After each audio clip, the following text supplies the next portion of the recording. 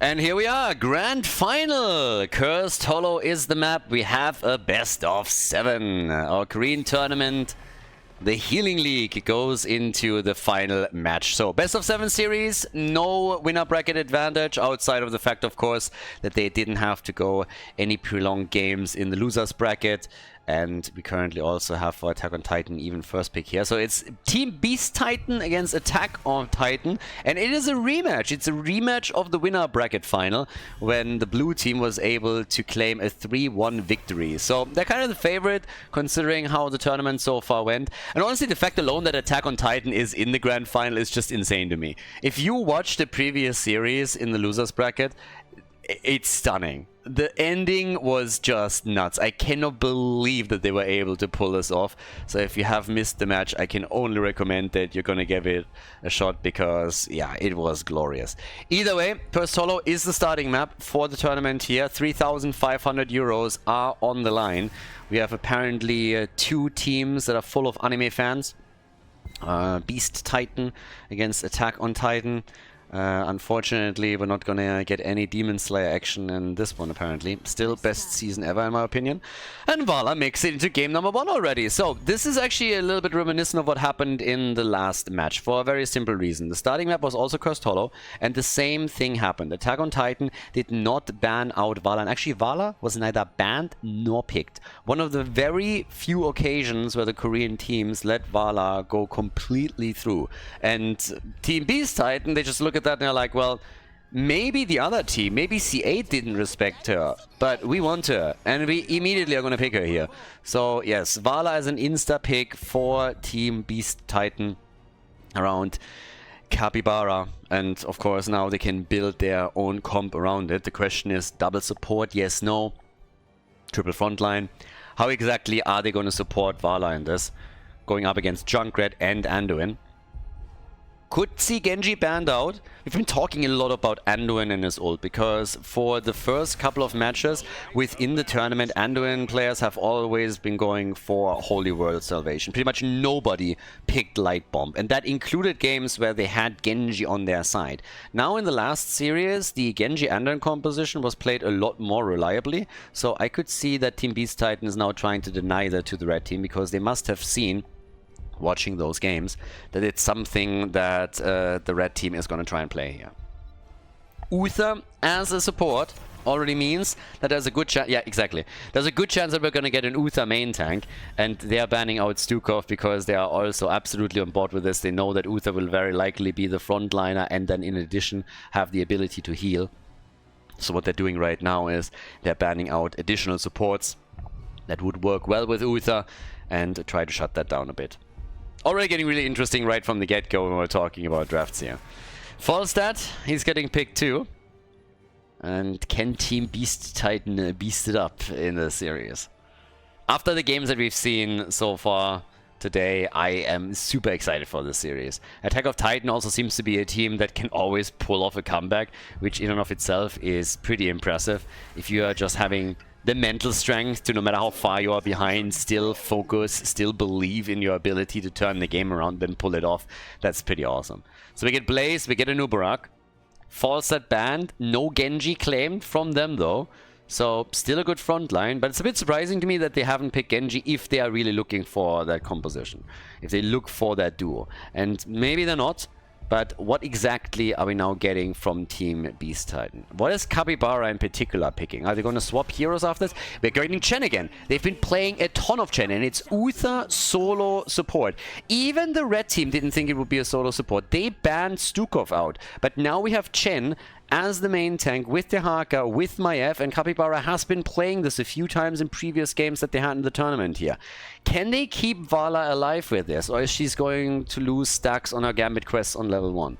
So already off to a really interesting start here between the two teams, as the final pick is now coming through for Attack on Titan, and it's Sylvanas. They're playing with Sylvanas here. Sylvanas Junkrat for them. Game number 1 in the best of 7 series here at the grand final. Let's go. Who's going to take the lead after game number 1? This best of 7 series kicking off with Uther as the solo heal for the blue team. We got Chen and Dehaka plus Maiev at the front, and then of course Vala coming in with all the ranged damage. Attack on Titan on the other hand, the team that just came through the losers bracket to have another shot at taking down Team Beast Titan. It's a rematch after all. They are playing here with Sylvanas, with Junkrat as their main damage dealer. We get Blaze and Anub'arak, and then Anduin coming in. And this is also going to be interesting just from the perspective that Anduin, now not comboed off with Genji, could very well go again into the bubble, into Holy Word Salvation, which is a talent that we have seen a lot in this tournament. They really seem to prefer it over Light Bomb unless they have the perfect combo, whereas in the Western scene, in Europe and North America, you pretty much never see the bubble at all. It's always getting interrupted, and there's of course a lot of interrupt potential also on the side of the blue team. Chen being the prime example here. In some of the games that we have seen previously in the winner bracket, he did exactly that, came in with the barrel and interrupted Anduin whenever the healer was trying to set anything up around his ult. And Vala immediately going into the auto attack, and of course with that we're going to see how much he can stack up on the Gambit quest. But yeah, let's have a bit of a look on how they're going to play this one out. Also Uther, I would assume that we're going to get the Divine Shield here, so he has a bit of a panic button that he can use to also keep everybody alive, particularly Vala. That's going to be the big one, obviously. Anub'arak on level 1 with the Regeneration Master. And Capybara down at the bottom of the map is already doing his thing. And towards the top, yeah, one of the towers has pretty much already been destroyed, so really nice engage with the Anub'arak here. They're going for Blaze in the middle of the map as they're still pushing this one back topside. Now that I have the Panda here, honestly, South Park has now released the trailer for Into the Pandaverse, and I gotta say, I cannot wait to see that.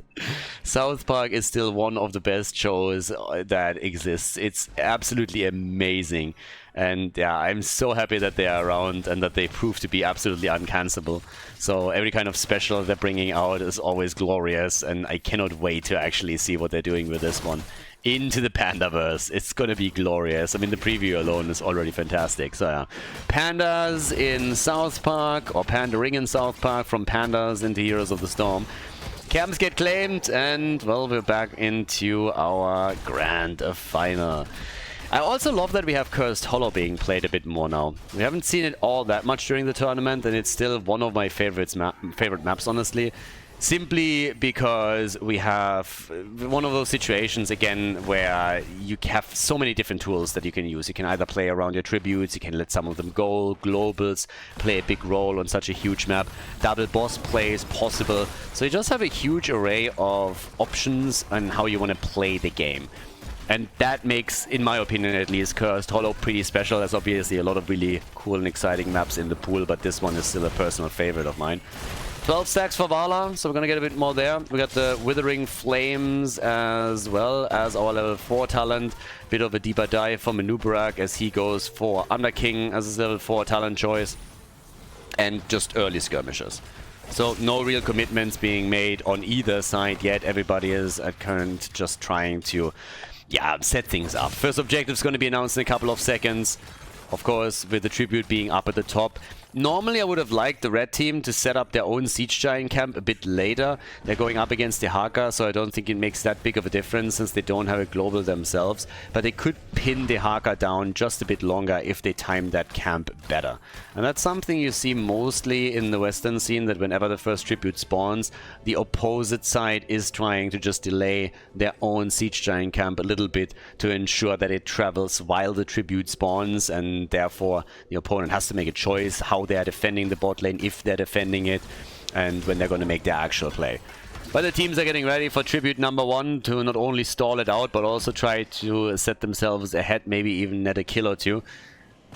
Anub'arak with a quick channel, but yeah, not going to happen anytime soon, particularly with everybody seemingly committing to this. The red team is here in full force, more or less. Blaze is still in the middle and up against Chen. I like that Chen is in that game now. I really like it that they are playing him a lot more than you would normally see. It's a hero that on the European side you have a few players play, but those are usually preference picks.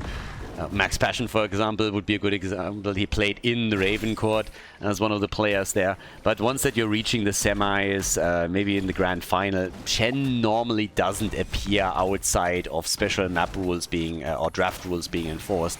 And of course, this has none of that. This tournament has no special rules for drafts, for picks and bans. And therefore, seeing Chen already in game number 1 is kind of cool. And it's something that we could see a little bit more as all of this progresses. But yeah. Dami, again, on the front, so he is gonna play Nubrak throughout this game. We saw a bit of a role swap in the previous series towards the end, so something to definitely keep in mind. And, well, Dehaka has now a lot of space down at the bottom of the map. Blaze is not going to be able to keep up with Dehaka and with Chen. Now, of course, it also means that Chen is going to have to rotate between the mid and the top continuously. But since the Nubarak is not helping either with a push nor with picking up the tribute, there's a lot of space and time to be had. So they're playing this out as best as possible for them. Junkrat also very annoying in the mine over here. But yeah, it's interesting. The wall is now completely destroyed. Initially, they pushed in with the Nubarak, spawned a few beetles, soaked the shots up, and then got damage done. But now, at the 5-minute mark, we still haven't seen the first tribute taken. So Attack on Titan is slowing this down a bit. They don't want to fight all of this too early. And again, we are closing in on level 10 for Team Beast Titan. Normally around level 10, you sometimes have the third tribute spawn around level 10. That's where we are normally. So far, we have seen not a single kill. We are half a level away from level 10 for the blue team, and the entire objective has just been slowed down. They're slowing the game down. And that is already a pretty interesting indicator on what we can expect from Attack on Titan here. But keep in mind that the global is actually in the hands of Team Beast Titan. So they are the ones that have the opportunity to push out these lanes later with Dehaka and try to gain more map control. Barrel is in, top shelf plays from our Keg boy. And they want this one, but I don't think they can... I don't think they can get it before level 10 is available for their opponents. It's actually interesting, this is the only Cursed Hollow game in ages that I've seen where teams seemingly had so little interest in playing for the objective. Nobody goes for the tribute, I mean nobody cares here. This must be the latest first tribute in an absolute eternity. This is nuts to me. 6.5 minutes in and still nobody has taken tribute number 1. They're going for camps instead. It's just taking position around the tribute, but that's all that they're doing here. Nobody is making an actual commitment to that thing. It's kind of funny to me, I gotta say. We're nearly 7 minutes in now, and still nobody has picked this up. This is crazy. I can understand it sometimes when, for example, on Dragonshire, you have an extremely delayed objective simply because you have to do so much in order to get that Dragonite. But when we're talking about tributes on Cursed Hollow, this usually never happens. So, very interesting start. Finally, the fight breaks out, and yeah, bad news for our boy in the corner. That is Anduin killed. He is down, and I guess we're going to get a second kill too, and yes, indeed we do. Team Beast Titan comes in and just crushes them. Both of them are blown up within seconds, and then the blue team continues, goes for the boss. Now they have to make sure though that they're not losing too much ground in the middle and down at the bottom of the map, because both of these lanes were now used by the red team to destroy big parts of the wall. So you gotta make up for that. There's a stun? No, but not too much, okay. And they get a tribute of course too. 7 minutes and 40 seconds in and we finally have a tribute. So one boss is up, but this one hurts. Yeah, Attack on Titan is getting massive value and exchange. I mean, this is big. This is pretty much them destroying the bottom fort. And there's no way the boss is going to do the same thing up at the top. It's great that you have the boss, that you take it away from your opponent. They might be able to take their own too, so then they have a double boss play. But, yeah. It's a one-level lead, though. A lot of this comes thanks to the camps that they've taken previously. We now have Vala also with a Tempered by Discipline, and they're moving in for the second boss. Now, Anubarak is going to sniff that out. The problem is nobody's going to do anything about it. But they're trying to put Sylvanas towards the top, so they're just trying to push with Sylvanas. This is the whole game plan here. They know that the boss at the bottom of the map is taken, and they're like, yeah, go for it. We're under 10 minutes. We can take the top lane, we can push, we can use Sylvanas and just destroy that fort or nearly take it. And your boss is just not strong enough to do so much damage that it would be worth your while. And given the fact that the blue team had a talent advantage, that makes even more sense because you don't want to fight into that. So this was a pretty good choice for them. So they got this down to 50% HP. And down here, boss is going to get some damage. If it's going to get the entire fort, that's a different story though. Tribute number 2 is now up on the map. And immediately Junkrat is trying to guard it again. But now they have to see what else they can do here, particularly in long run. Keg gets activated. Doesn't want to make any risky plays here. Just says, alright, they kind of got me. I'm just going to keg out from here. And then we'll see. And Anubarak. Yeah, Anubarak gets caught. Disc. He dodges the disc. Okay. Good for him. So, yeah, down at the bottom of the map, Sylvana saves the fort. But there is the second tribute now taken. Okay, so we are 10 minutes in. We have 2 kills to 0. Level lead for Team Beast Titan. Good for them, I suppose. So they're entire level ahead, which could translate into an early level 16 that they could start to build on even further. They have 2 tributes to 0 as well, which is actually big. Now, bottom fort nearly destroyed on blue team side. Vala is now coming in together with the Haka to ensure that this one is gonna fall first. But immediately Sylvanas is back up at the top. Honestly, this is Red Dota right there. They are just running around them, not engaging into fights, and trying to, yeah, exploit any kind of opportunity where they find themselves on a lane. Nice! What a dodge on the Cocoon. Insane Cocoon dodge by Capybara with the barrel. They nearly got Sylvanas as a result, but I guess Maiev, yeah, okay, she gets out. Can they get at least the Nubarak here? Seems like they can. Boy, oh boy, that was quite something. And Nubarak is still not done with it, apparently. Maiev says hello and is like, alright boys, I'm gonna help you here at least a little bit. Tribute channel down at the bottom of the map. But take another look at Chen. Take a look at Chen when the Cocoon comes out. So they are right here. There's Chen coming in, Cocoon, and then he dodges it. Boom, ult, and goodbye, my friend. Perfect timing from him. Sees it coming, ults it up, dodges the Cocoon, and that eventually leads to Nubarak falling. They weren't able to get Sylvanas, but they got Nubarak. So yeah, well done. Level 16 is in. More than a level lead now for them. We got 3 kills to 0. And the next tribute could, of course, be the first curse. And it spawns topside. Straight up in the middle. We now have, for the red team, also 2 forts destroyed. Structurally, I say both of them are fairly even. The top left, oh sorry, the top left fort has been killed. The bottom left fort is nearly done. Once that anybody pushes in there, they're gonna get it. And right now, we have them just all jumping onto the next tribute. Epicenter is now in. Level 16 versus level 17. It's just crazy.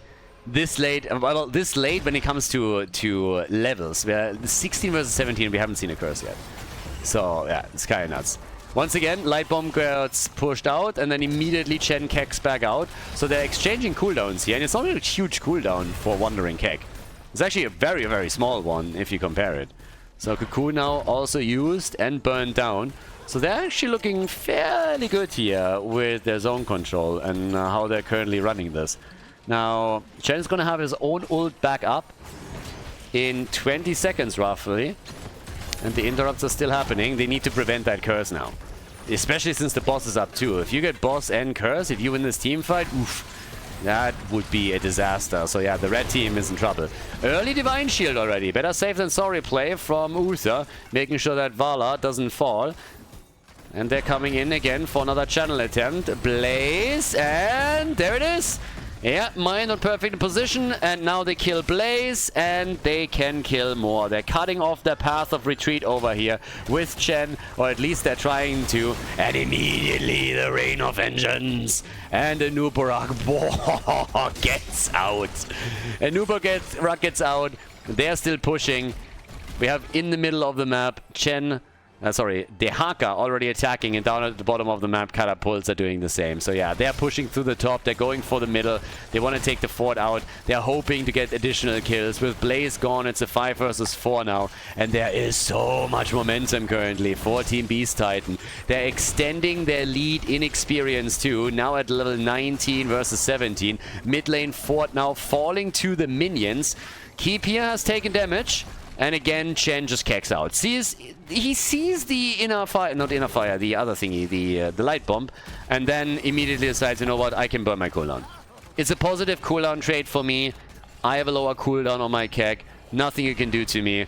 So they do damage to the top keep. They obliterate the bottom wall. They take the fort in the middle out, and they're now only half a level away from level 20 and their Storm Talons.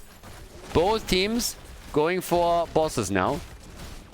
It is Team Beast Titan at the bottom of the map that has a chance to take a keep down now with this.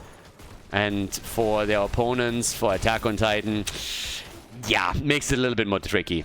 Moving through the top lane at this point, yes, there's no fort there either, but they're also a little bit late to this, so let's see how much damage can be done. The entire wall is still intact, and the problem is more so that the boss push happens with level 20. And Blaze gets caught. Blaze gets caught, gets fully isolated, and dies. That is a disaster for them right now. We get Bulwark at this point for Uther, and Vala after Manticore has the Farflight Quiver, so she is from a safe distance now gonna absolutely pelt them with arrows here. 5 kills to 0, not a single kill yet for Attack on Titan, and it is just looking stellar. It's looking exceptionally good. Boss is just now here, and they're already taking the keep down. They want to go for core at this point. 26 seconds until Blaze is back. They want core. They want the lead in this best of 7 in the grand final. Junkrat is down. Junkrat is dead. This is bad. But they kill Vala. Anduin kills Vala, adding insult to injury over there, but I don't think that it's going to make a difference. No, this core is going to fall. This is game. This is the lead in the best of 7 series here at the grand final for Team Beast Titan. GG. Before we head into game number 2, make sure that you subscribe to the channel if you haven't done it yet, so you don't miss out on any future content here on Khaldor TV. Game number 2, Towers of Doom, Team Beast Titan with the lead, and I gotta admit that this was a pretty impressive performance for the first map. Chen in particular, MVP for me personally. So many cool plays. I mean, obviously the flashiest one at that point was the dodge on the cocoon. Mostly because it was not a long distance cocoon or anything. I mean, this was just pretty much right next to him and he dodged it anyways. So really nice reaction time from Dami there, and he also had so many good disengages and where he forced fights for the team, so I really liked the way that he played the front line with Chen. Not necessarily what I expected, but the entire team did just a fantastic job. They saw opportunities to get kill, everybody's on the same page, they're jumping in, they're getting their kill, and they're moving on. So for Attack on Titan, bit of a setback there. Bit of a situation where you have now to be a bit careful. Game number, again, best of 7 series. Plenty of games to come, but we're now on a very different map. Also big, yes, but obviously Towers of Doom was always a bit special. Genji banned. And now the question right away, do you ban Vala, yes or no? Because Attack on Titan has already signaled a bit that at least on the first map, they didn't value Vala enough. So you can already see that Team Beast Titan is debating whether or not to ban her or to see if they can pick her up for themselves. And they go for better safe than sorry. They just ban Vala. They're just like, yeah, whatever, come on, just ban her out. If they pick her, we don't want to go up against that. So Holger is there and taken as the first pick. Alright. So Holger first pick, Vala banned, side laners. Are we gonna get another Dehaka game here? Junkrat first. And what is going to be... It's actually a little bit surprising to me that they're not picking their first rounds a lot faster than that. So Reset obviously not playing anymore. He was part of C8 and they came in 3rd place, but Brightwing gets played regardless. Reset was just playing Brightwing whenever he had a chance. It's still awkward to me to talk about Reset and him playing support, right? But at the same time, he has done a great job on that role too. I just miss seeing him on his old school role there. And we get Malfurion as a support for the red team very quickly. Not really a highly contested hero on the Korean meta either. I wonder if they're thinking about maybe getting themselves Vala eventually with this lineup, with Malfurion. Something for him to follow up on. But now Jojo instead is banned out. I suppose over here, I mean, again, Diablo is banned, but you have Muradin still available. Could go into Garrosh, and Nubarak is still up. Another gen play. Let's get the Panda in. No! Why you hate fun? Oh, they're banning Chen. No. Now, even they are respecting the choice. They're just like, yeah, not again. Let's just forget about that. This is... No, thank you. We've had enough. So yeah, ban a couple of preference picks there. So far I've only seen that against Max Passion, but we get the Haka. And we have Falstad. They're actually waiting with their main tag for a long time. It seems like Capybara maybe has another weird pick up his sleeve. I don't necessarily expect that we're going to get a traditional pick from him here. But first, before we go into that, we have Attack on Titan, the red team, with a double pick. So we still need them with their own main tank, and a bit more damage would of course be quite nice as well. Unless they want to... Nah, it's not gonna... With the draft they have, they're not gonna go into, I don't know, Medivh or whatever. But here's Muradin. So Muradin and Sylvanas, so they're giving Sylvanas another shot. Muradin already highlighted him as a potential pick. Yeah, now the moment of truth. What exactly is Capybara gonna do? Are we seeing an Uberok? Are we gonna see something completely outside of the box? Or what are they gonna play? They already have 3 globals, a lot of map control that they can establish with that, if they play around the opponent. But who is anchoring the plays for them?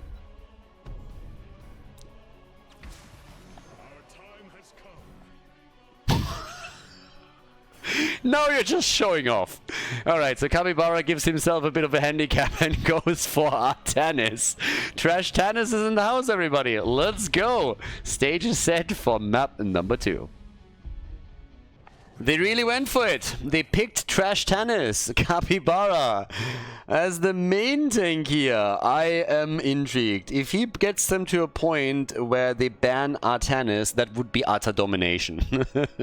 That is dominating your opponent more so than anything else. So let's see if he can pull that off. We have Falstad for them and Junkrat. They also have the Haka, Brightwing. So it's 3 globals that they're running over here. 3 globals for the team and then Artanis to boot. Whereas Attack on Titan, down 1 game in the best of 7 here in the grand final, is playing with Muradin. We have Hogger for damage. It's Hanzo and Sylvanas, and then Malfurion for heals. But yes, let's go. Level 1, we get the reactive parry. And of course, for Malfurion, as usual, the Emerald Dreams.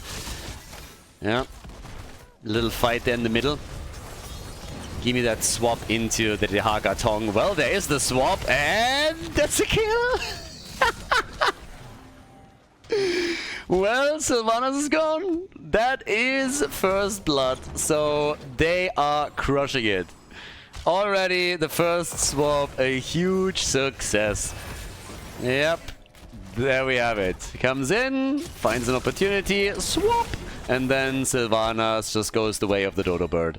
She's gone, gets killed, doesn't stand a chance. And the crowd goes wild. Fireball, fireball, fireball, fireball.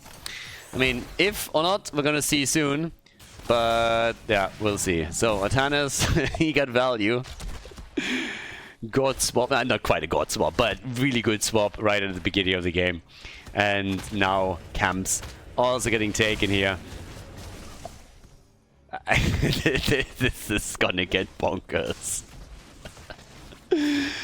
But yeah, I mean, again, if they can pull that off, awesome. And if they can, for example, just use Artanis as a little bit of... oh, careful, of a punching back during all of this, buying them time to rule the map with those globals, that would also work out pretty nicely. So, let's see. I mean, I'm all here for it, don't get me wrong. 3 globals and Artanis, hey, make it a party. I'm game. We're going straight for Hanzo, and Hanzo is also gone. So, guys, I don't know what to say here, but this is not really looking good for Attack on Titan, is it? They're not attacking at all. They're getting attacked, if anything. Blue team is looking at 3 kills after 2 minutes. They're escorting the pumpkins in, and they're burning those towers down. Yeah. This is getting real dangerous real quickly. Of course, this is a big comeback map. Always was. We've seen plenty in this tournament where a team was falling behind in the early game and then turned it in the mid and late game. At the same time, though, If you get your ass kicked too much, then you're gonna have a very rough time trying to get back into the game. So, gotta be careful on that. If anything, I expected Attack on Titan to come back with a bit of a vengeance, you know? Come into this and say like, alright, now we're going for it. Now we're showing you what we're really made of. Because this is also a rematch. I mean, I keep repeating myself, but this is the exact matchup we had in the winner bracket final. And there it was Team Beast Titan that won the best of 5 with a 3-1, sent the red team packing into the losers bracket, so now they have a chance at revenge. The problem for them is just simply that up to now at least, that chance for revenge is not working out the way that they probably intended to. So Dehaka, he's still up at the top, but he could burrow down if he wants to, if he needs to. And they're getting another great swap. It's again a targeted move, and this time it's Malfurion who gets hit. And then he gets saved a second later by Junkrat. Junkrat just saved Malfurion. That's what happened. Junkrat is paid off. He clearly paid off. Someone got bribed. Please, investigate his bank accounts, because that can't be a coincidence. Look at this play. Unfortunate coordination, I'd say. So first, here comes the swap. They go for Malfurion, and then Junkrat is like, see ya! And instead of Malfurion falling, he gets booped out of the battle and can escape through the wall. So, yeah. Hashtag unlucky. But okay, is what it is. We still have a half level lead. Well, actually not quite. We got a leading experience. We got 3 kills to 0. And just generally, it feels like they are the ones to make the moves, and also they got now 2 out of the 3 altars. We get the Psionic Synergy and the Chrono Surge here for Artanis. And in the middle, they get another kill. They go for Sylvanas once again. And it's getting a bit crazy here, isn't it? I mean, sorry, but Attack on Titan, they're getting rolled. They had such a nice back and forth battle with C8 in the previous match. It was continuously just fight after fight. Back, forth, one blow after another, and now on the other hand, in the grand final, it just seems that the blue team is at a completely different level, at least up to now. They're picking their kills, they have 4 already, slowly extend that lead in experience too, and if the dynamic of the game doesn't change after we get level 10 into play, then I think Attack on Titan, the red team, might be in for a rude awakening. They gotta be very careful. This is not shaping up too nicely for them. Another camp taken up at the top. More pumpkins, and now it's the single altar on the bottom of the map. Single altar for them. Falstad is now moving in too. Yeah. Can very quickly traverse, of course, these lanes now, and while Dehaka is pushing the top lane out, he's getting value for them. They want level 10, that's pretty much the main goal. But I don't think they can interrupt. Nope. But they might be able to get some kills, because Dehaka is now here. Dehaka says hello, and, well, that's the end of Malfurion. 4 shots fired, but Malfurion is gone. Malf is down, and now they got level 10. That gives us the suppression pulse. And nothing really big outside of that. Wind Tunnel, as usual. We get the Riptire, Isolation, and Brightwing with the Blink heal. But they are pressuring now. Without any sustain, any support, and the tank not present for the moment, we have them just move away from the Bell Tower, which means that it drops down to 50% HP. Now both sides with heroic abilities. That gives us the arrow for Sylvanas and for Hanzo.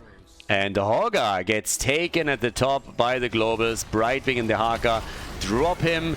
Bit of an assist down here, but yes, finally some kills. Hogger is down, the red gets junked, and Artanis gets trashed.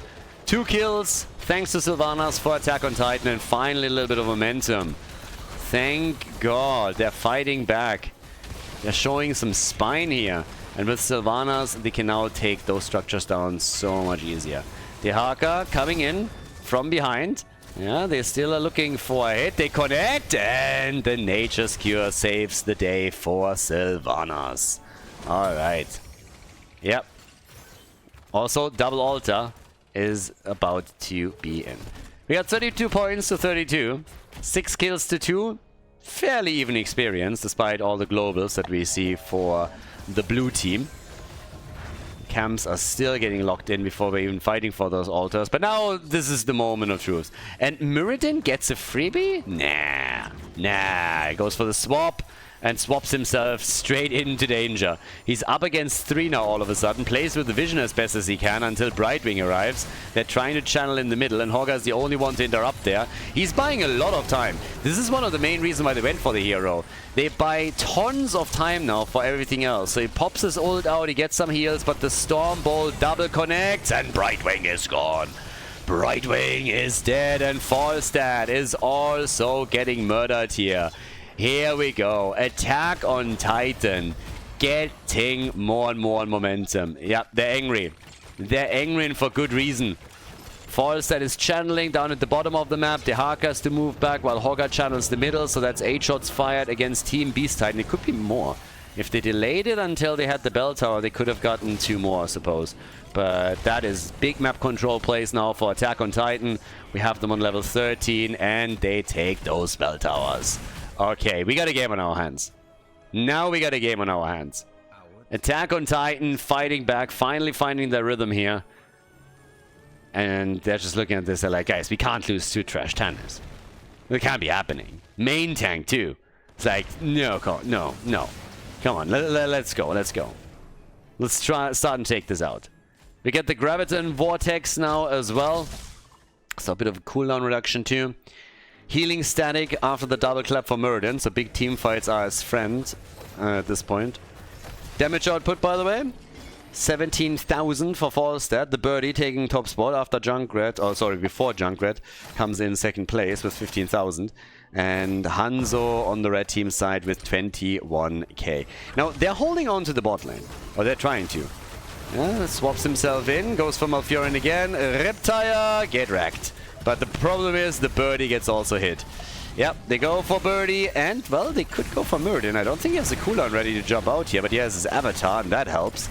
So, gets booped back again. They still don't have the kill just yet, but there it is. The final hit connects, and Muradin is dead too. So, another 2-for-1 trade in favor of Team Beast Titan.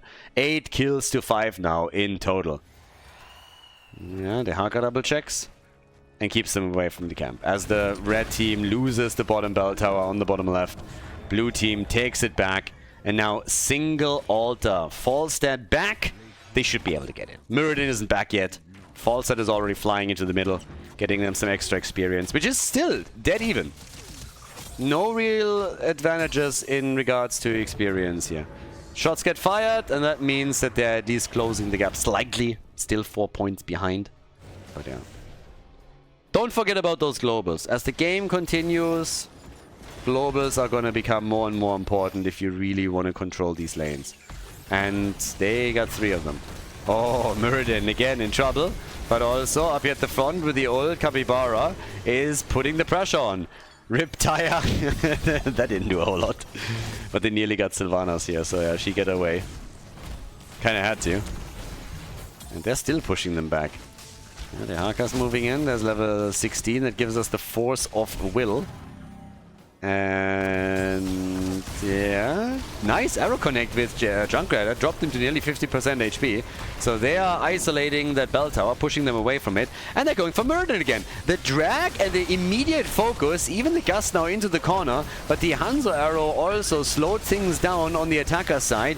Another attack with the roots on the ground as they are aiming to drop Artanis, but they're all getting away from this. The bell tower conversion, on the other hand, they couldn't stop it.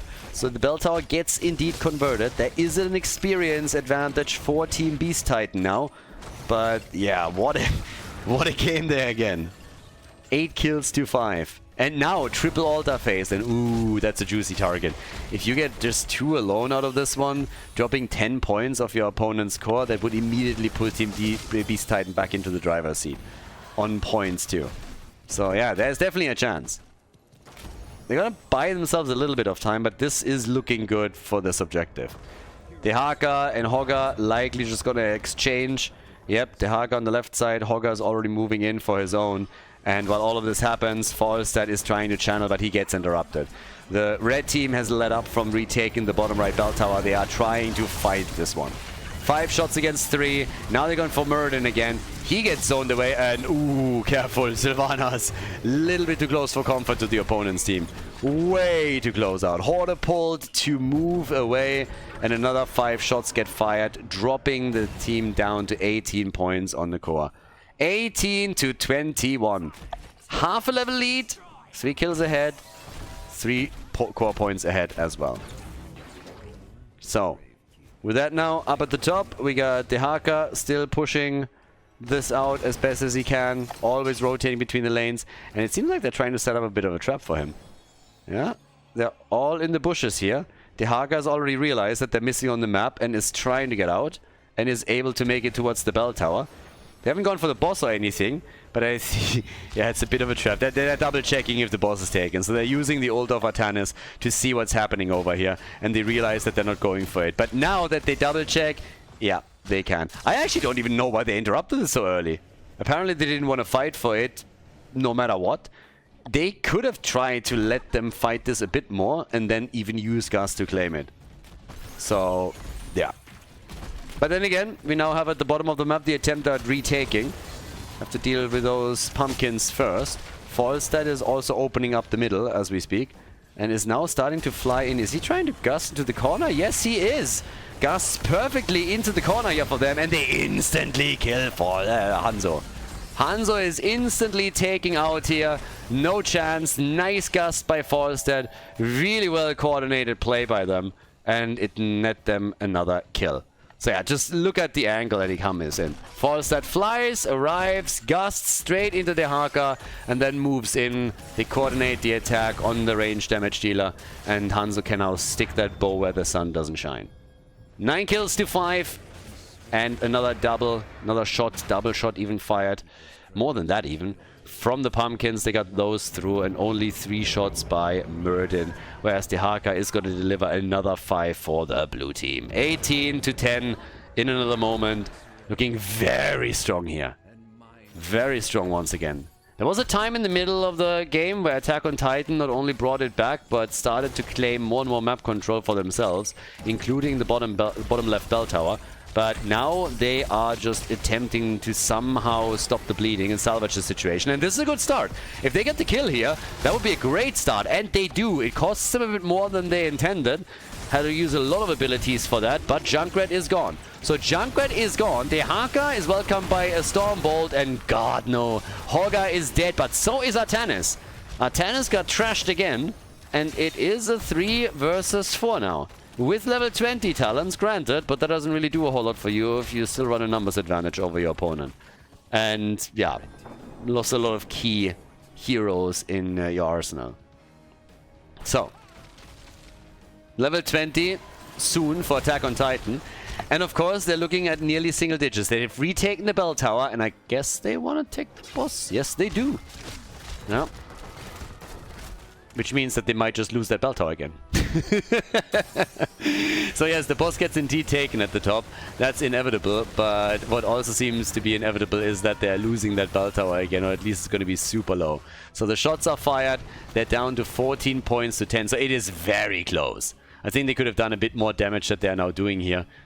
But Artanis is back in a moment. Junkrat is already back to business. Both teams are now on level 20. That gives us also rewind again for Murden. And here's the opportunity to maybe even pull ahead.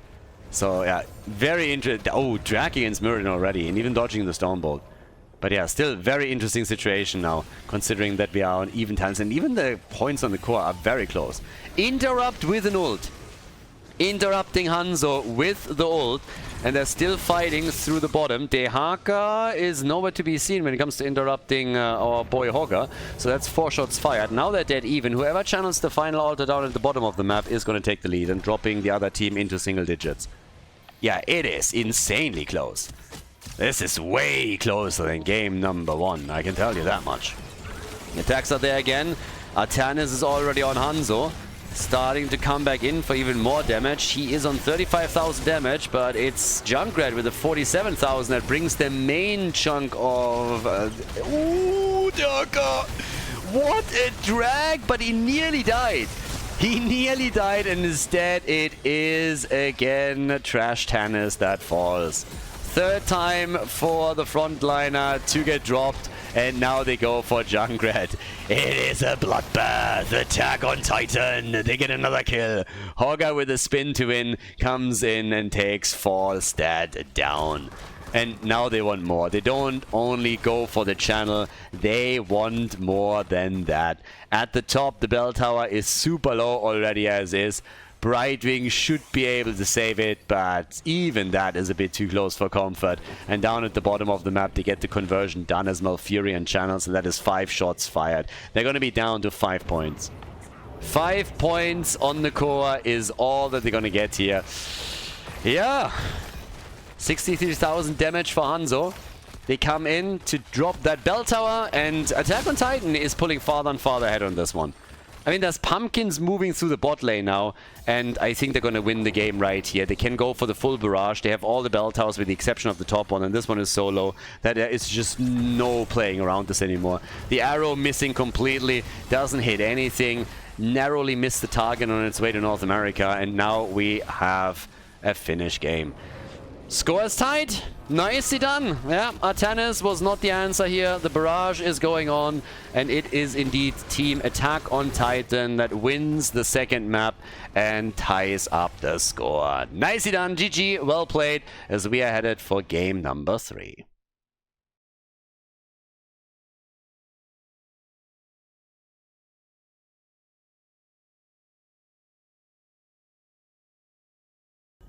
Game number 3, we are going to Tomb of the Spider Queen for this one. And it seems like Artanis was not the solution after all. Who would have thought?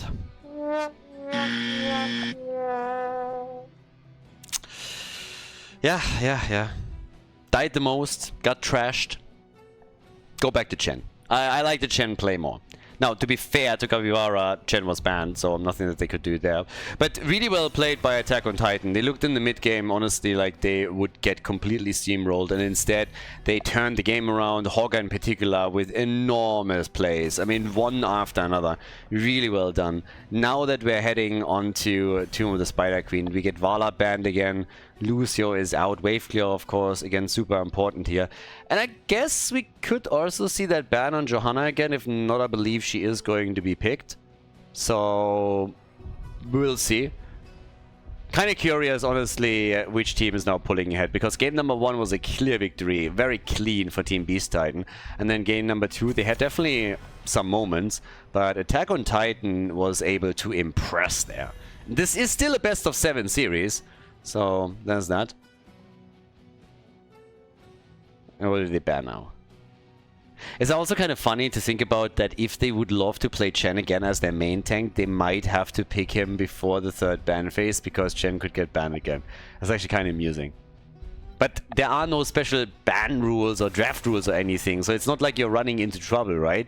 You have Diablo around, Muradin around, you can pick your Chen if that's a preference pick for you, a Nuburak is good here, you could play with Garrosh. There's so many choices to be made, it's not like you're running out of options at any point. So Junkrat, he is first pick, a lot of interrupt potential on turn-ins at the turn-in points, denying some of these gems to the opponent. And then also just simple displacement that you can use to drop them there too. To me, it's fairly amusing that the teams take this long for the early picks. Normally when we're talking about any kind of game, the first few picks are pretty spot on. I mean, usually you have a rough idea of what you want to go for and you can lock those in, and then later on when your opponent has made more choices, your own options are a bit more limited. You're thinking, okay, what fits the best here? But they are always hesitant in every single phase, and I think this is kind of funny. So now that Hogger has taken in Tychus, one of the decisions that has to be made is whether or not they want to have Joanna. She's still very strong here. She's now been banned multiple times too. They go for Diablo instead, and they go for Anduin. Okay, so we get Anduin again, together with Diablo. Now Jojo could still be banned out by the blue team if they wanted to deny it to Attack on Titan. So that's the next one right there. But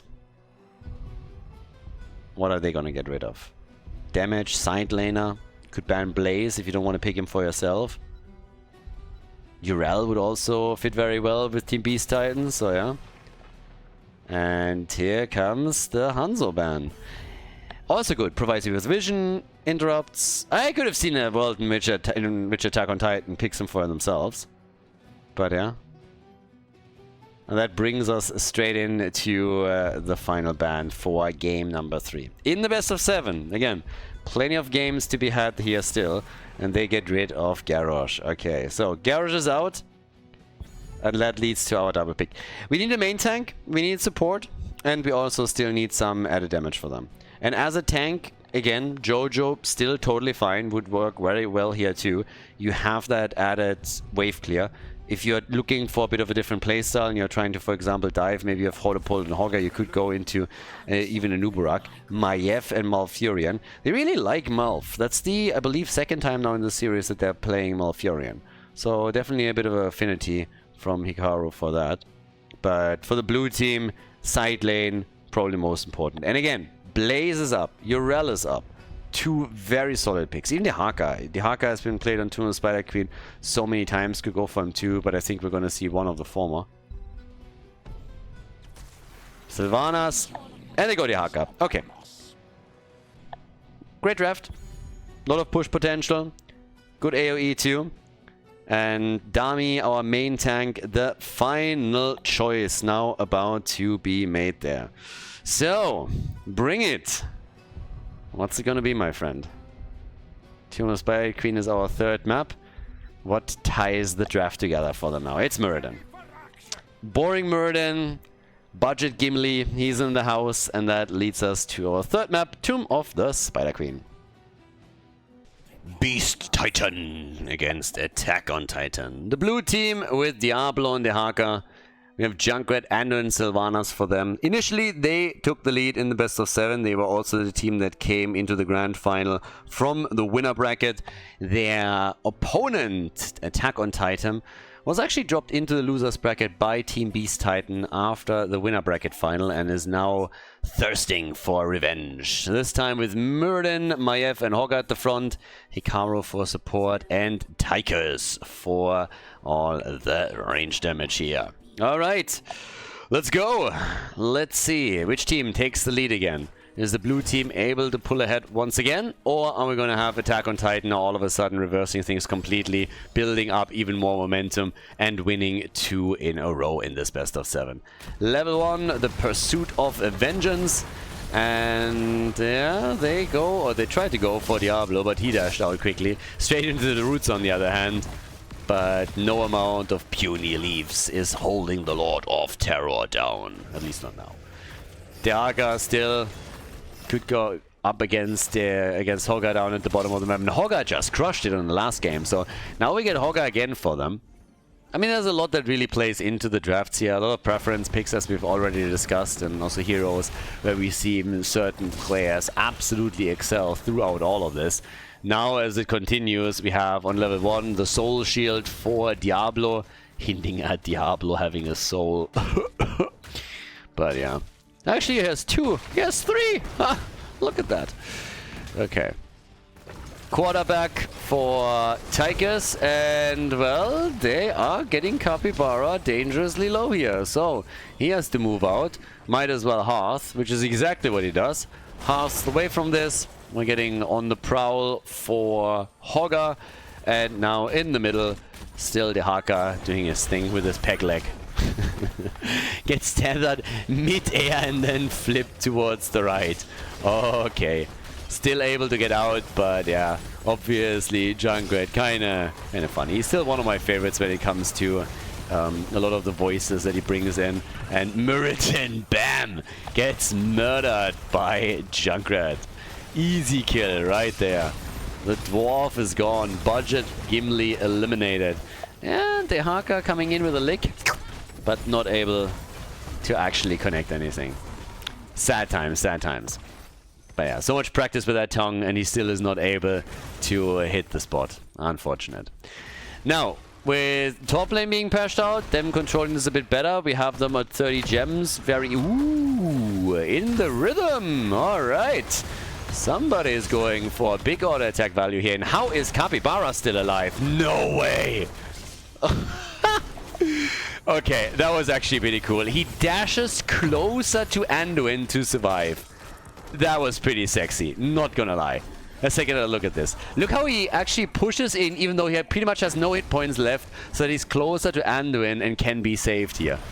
So he knew he would likely fall, goes to Anduin, and then gets pushed out, pulled out immediately. That was pretty cool. Nice, I like it. Really sweet move. But yeah, so we now got in the rhythm in the game, which means he's going to try and stack this even further, sitting at 11, yeah? Extending the duration a little bit, so not trying to burn it down too quickly, but since Tychus is going too deep, he gets murdered. And yeah, that is another kill for the blue team, so 2 kills to 0. Team Beast Titan trying again to be a bit aggressive here, and I think they're gonna lock in their 3rd kill now. Yep, they do. Malfurion is gone, and that is a couple of gems already removed, yeah? So they lost some gems, they lost some experience. Yeah, team, this is starting to hurt. This is definitely starting to hurt. And another thing that we also have to consider is that so far, at least, Tychus hasn't really gotten a lot of stacks for his level 4. It's the earlier charges on the minigun where you really want to get as much value as possible. What we're getting instead is him sitting at 15 after 3 miniguns. Only 15, so 5 per trade. Makes it a bit awkward. Also kind of awkward that they have only 1 gem left that they need to turn in. And I suppose it's going to be Anduin that is trying here. Yep, there we go. Alright. So, but, no, try to save Diablo, apparently. He could have turned in there. That was an opportunity. Diablo didn't need him. It's the Lord of Terror. He is terrifying. Doesn't need any help. At least not from a former Backstreet Boy. So, the Nick Carter of the Nexus here is maybe trying to go for another move here, still running around in the back. But yeah, Sylvanas is also jumping out, and they still haven't had an opportunity to fully turn in. So, bit unfortunate. Experience gap has also been... By the way, they closed the experience gap, and they more or less have the same amount of gems now. So, Red Team is by no means trailing too far behind. Now, this could obviously change. Once that you turn in, maybe you get level 10 a bit early, and then you can start taking structures down. Then it's changing the ball game completely. But at least for now, it is still quite impressive how close Attack on Titan is, even in the early game. Muradin, yeah, jumps in, says hello, connects the Storm Bolt too. And Sylvana, she can reply with a few shots fired, but they still haven't been able to turn in that 1 gem that they need. Now, on the flip side, we have seen not a single gem turned in by the red team, and that hasn't changed. So now it's a web weaver way for the blue team. If they can get a kill just now, that would be a dream scenario. If they can kill Maiev with their 24 gems, that would be even better. I mean, honestly, at that point, some of the players on the blue team would probably have to change their pants. But yeah, now we're safe. We're safe, guys. We're safe. They weren't able to take her down. But yeah, so web weavers are touching ground, and that means it's time to drop some structures here. And Sylvanas is alone at the top, but if she's left alone there, she's going to destroy the entire fort. So, yeah, moves into the middle to help out here, but has already done some work up at the top, and this mid lane wall is going to fall 100%. Top side, I doubt is going to look any better. So, yeah, they're coming in, starting to take the towers down. Bottom of the map, nice defense from Hogger up to this point. And here in the middle, they're trying to do more. There's the bubble again, by the way. Holy World, Salvation. So, there it is. No stun. This is the standard talent for Anduin so far in this tournament. Has changed a bit in the last 2 matches, where they are now also getting the light bomb a bit more often, particularly when they have Genji, which previously even that wasn't the case. But now we get the bubble once again, so bring it. And on the other side, Commandeer Odin. Finally also a few more stacks for Tychus, so he got some decent rotations through with the minigun and finds himself at 43 stacks, which is pretty good. 43, this is something that you can really start working with now they're at level 10. They haven't really lost too many gems yet. They lost a couple in the earlier stages. They're sitting at another 58 that they hold with 30 turned in. But yeah, can they get some kills there? After the initial kill streak for the blue team, things have started to slow down a bit, and I feel this is also where Attack on Titan oftentimes hits their stride. So maybe there's an opportunity for them now. Another interrupt, and the Tong doesn't connect. But the stun does! Diablo finds the target. And here comes Odin and Tranquility. They used a lot of abilities that early. Tons of abilities used. And there's the barbecue. And they also have, in addition to that, the bubble in the back. Anduin. Still the man with the words. So, 3-0. And I don't really know who's gonna get that next turn in, because now the blue team is also getting closer and closer to have enough gems available for another one. They've done some fort damage, they haven't taken a single one out yet. But these wall stuns, they hurt, and as long as the red team can't turn in, they also risk losing gems if they're losing any of their heroes here. So that's the next problem. That's even a bigger one. So yep, 3 kills to 0. 26,000 damage for Tigers. Top damage on the red team side. 28,000 for the blue team. Disc is out as well. A lot of cooldowns are being burned in these fights and little attacks. So yeah, Disc is out and they're trying to turn in again. And by the way, this time they got their gems. So now we have 29 already turned in, but it's the red team that gets the turn in. And no, they do get the kill. They do get the kill. And now do they get a double? Diablo gets the gems. Diablo has the gems and he gets saved. Nice. Respect. Respect. He dashed in again, so Capybara is making so many clutch plays here together with Anduin, and that was a very nice recovery of the lost gems, so great for them. But they lose a Junkrat, and Murden survives. So now 2 heroes are missing. The Haka thankfully will be back and can then tunnel in, which he already did towards the bot lane. Level 13 is available for the red team, but it is very much the same MO from what we've seen in the previous game. Once that the mid game hits, all of a sudden Attack on Titan is starting to make the big plays. Diablo gets caught again and is trying to get away here. Might even escape, but it's all insanely close.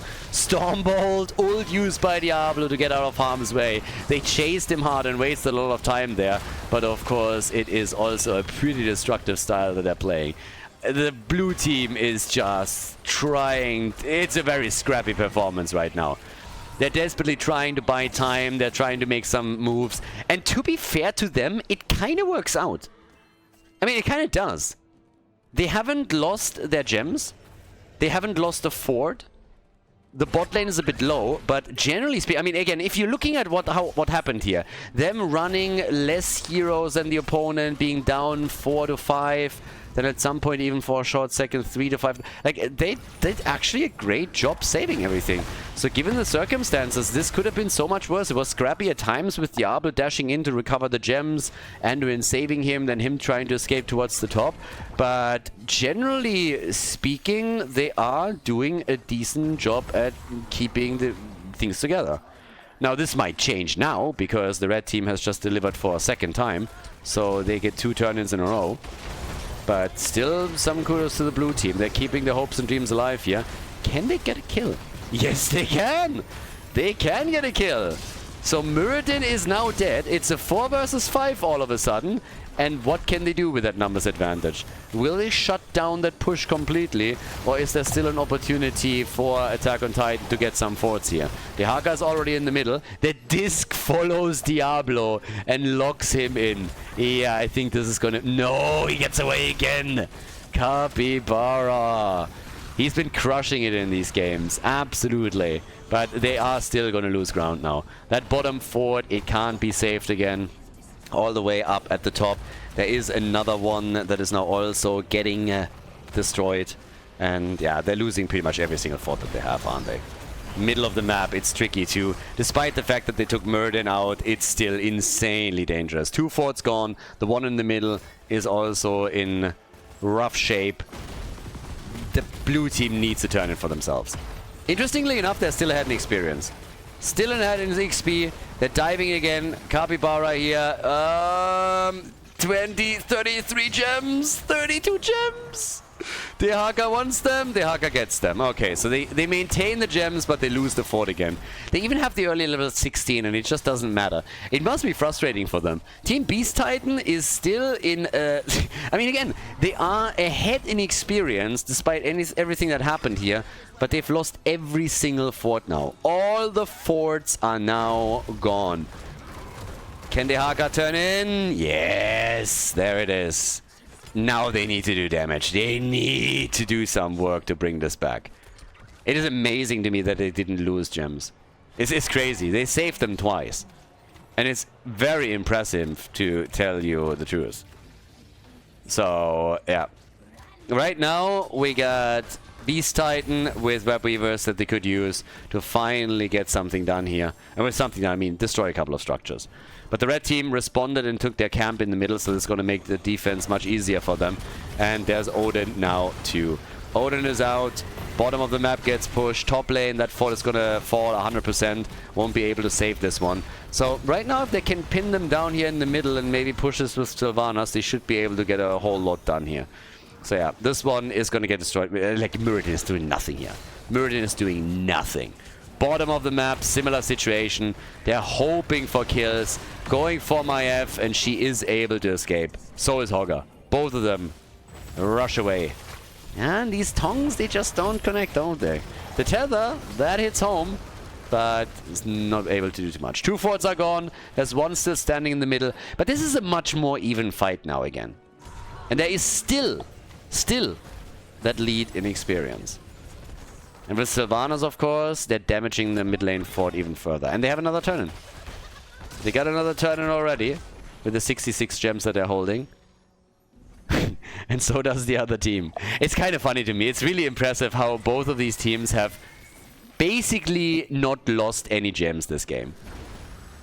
Very, very little. There's nobody that died with like 15, 20, 30 gems and then they weren't recovered. Which is crazy. For a 14-minute Towers, 2-minute Spider Queen game, that is pretty big. Alright, so Riptire comes in. Trying to zone them away from the turning spot, which will allow Sylvanas to turn in. That puts them at 48. So 12 shy of getting another turn in. And Dehaka, well, he has only 5, so he doesn't have the numbers right now. But he also needs... They need 6. I don't think he has 6. He had 5 earlier. Did he pick up another one? Nope, 59. And there it is. Blue team delivers at the top. Yeah, jackpot with Maiev was trying to come in, but couldn't. So, they got another turn in. Yeah, I love this game. The last couple of series were so unbelievably entertaining because it's just always back and forth games and matches, fights, like game to game. It's always the same. One team takes an advantage, then the other team steps it up a little bit, then the momentum gets flipped again. It's very impressive and it's just a joy to watch. So now we have another chance to not only drop the fort in the middle, but also do a bit more than that. This fort, of course, will fall. No way of saving it. But if you're getting that additional turn-in and those web weavers, you want to do a bit more than only destroy an outer structure. You want to do way more than that. You want to at least open up these keep walls, if not take a keep. Taking the keep is maybe a bit too much to ask for, but at least opening some walls that should be on the table. Diablo, though! Protected by Anduin! Yeah, and they get the kill! Oh, no! No, Hogger! Hogger! The gems! That's 34 gems, if I'm not mistaken! Muradin just jumped in and recovered some. Diablo died, Muradin just recovered a few of the gems. Down here, Web Weaver, big damage on the keep. Way more than I thought. Damn, nice. Good for Beast Titan. Now at least they save it. Attack on Titan saves it, but still. 82 gems for the red team. I think they nearly recovered all of the gems. I think they nearly recovered all of them. Oh, and they are going for boss here. Ooh, yeah, I mean, if the red team turns in now, then it's a trade. Boss for turn in, and that seems to be what's the case here. Yeah, boss for turn in. They're interrupting, buying a little bit more time. 20 against 20 now on the level count. And the boss is taken up at the top. So Muradin has moved down to the bottom of the map. So it's a boss defense against the Web Weaver defense. Both of the teams are on Storm Talons now. But yeah, quite the game. Both teams super eager to take the lead in this best of 7 again. You don't want to fall behind here. Oh, and look at Sylvanas. She's like, ooh, juicy, juicy keep at the bot lane. Let's take that one. Yeah, and she claims it. So the bottom keep is now gone. In the middle, they're defending already a bit. They don't want to overdo it, so they just all move away once that they see Muradin. Down here at the bottom of the map, Sylvanas is more or less doing the same thing. All that you gotta do is poke them low a bit. Highly unlikely that anything can be done as long as they're saving Diablo. Where's Anduin? There's the pull. I was just about to ask. I mean, dude, you gotta do something here for your money. At least save Dibbles a little bit, my friend. So yeah, those Web Weavers are essentially not gonna be able to really do anything. But the bottom keep gone, that could hurt.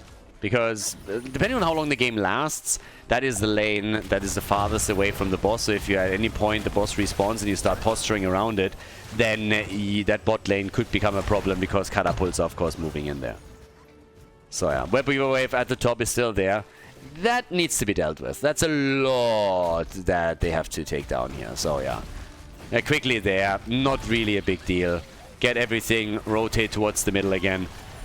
Yeah, now this is where the real party starts. I mean, more or less everything in the middle of the map has been destroyed now. They can all go for another turn in. 51 gems already for the blue team. That's great. But here comes the play. Oh, my F. The barbecue and the disc interrupts. Oh, that could have been a kill on my F. But she discs Diablo and is able to save the day. But Muradin, yeah, the man's in trouble. Has to use rewind and jump out. And even that barely works out for him. Hogger dies. Anduin with some bubble plays. And I gotta admit that this is probably one of the first games that I've seen so far in the tournament where the bubble gets real value for the teams. Real value to be had here. There was like 2-3 times already where Anduin busted out an ult that didn't get immediately interrupted and that actually worked out for the teams. So now they're trying to go for the camp. Yeah, Sylvanas with a bit of damage at the side. They're definitely going to steal this one away. The goal being, take the keep in the middle if you can. 4 defenders, no Hogger. They have 58 gems, so you don't want to go too deep on any of this, because, yeah, if you lose your heroes and your gems, then that is rough. But they got a lead now, and a significant one. So they turn everything in that they have, and that leaves them only 7 shy of another turn-in. 2 minutes on the boss, another thing to keep an eye on. This could become important again. And they have nearly enough gems now to get that turn-in. So yeah, very close on it. First one, on the other hand, we get even a camp. And Siege Giants at the bottom of the map seems like the red team is going to try and take those. The problem is this is a guaranteed turn-in if they're going to the top turn-in spot. Yep, there it is. Well, no, they don't have enough. They're missing one. Sylvanas gets literally a single gem. It's like, alright, I'll take care of it. And the Siege Giants have not been taken. No Siege Giants, there's the fight in the middle, and here come the Web Weavers. Yeah, this is already a bit of a moment of truth. If they can take another keep down, then it's going to be so much pressure on the map that the boss pick for Beast Titan should definitely be something they can accomplish. There's a lot of quests that are also nearly completed. Diablo is about to complete his soul stack again, so now he has Run Rejuvenation. We have also the thingy and the talent on level 4 about to be completed for Junkrat. They go for Dibbles again, but our boy has souls now. Our boy is stacked. Yeah, the Haka escorts the Web Weavers towards the core. Top lane, nobody deals with it now. And in the meantime, we have the mid lane, nicely defended by Odin in particular. Riptire, yeah, and down here, Hogger is defending. So now they rotate towards the top, but the defense is strong. If you have particularly Odin that you need to push into in order to accomplish anything, that's always a big risk to take. So that opened the map up and gave them a lot of map control, but it didn't do a lot more than that. A bit more damage here in the middle, but even that is just tiny. So yes, the keeps are taking some damage, but in order to win this game, they need to win a team fight. That bot lane, though, as I said before, is starting to become a problem because of catapults. And now that we're 22 minutes into the game, this is going to be accelerated. So now they're sieging up here. This is exactly the situation that I talked about earlier. Once you're in that position, that bot lane becomes more and more important. And just look at this. Catapult, yes, got taken out by the minions, but you just wait another couple of waves and there's going to be more catapults bot side and then they can go for that. So making these little moves at the boss and forcing the opponent to move top side is working. Eventually you're going to get value. It might take a long time, so you don't want to risk too much here, but eventually you're going to be the team that has the lead. You look at that mini-map and you can already see that there's catapults slowly amassing there. But the team fight is already deciding it even before that. Tigers falls, Hogger on the run, and they're all over the place right now. Mirren is a little bit low, but Hogger is still trying to get away here. And, well, he spins out. Can they get him? They might. He's able to get away, but look at Malfurion! They nearly catch him here! Oh, Mirrodin and Hogger both die. Mirrodin and Hogger both down, and now Malfurion is barely able to get away. But of course, the bot lane wide open now. Catapults about to push in. And yes, there we go. That's the moment where they can go for core and glory. Take that 2-1 lead over Attack on Titan, and they're gonna claim it. 2-1 advantage, pretty much inevitable at this point. Shield is already falling. Catapults are just dropping one big hit after another. They're reviving a few of the heroes, but now Malfurion is gone. And this is game. A 2-1 advantage in this best of 7 for Team Beast Titan as they get the victory on Tomb of the Spider Queen.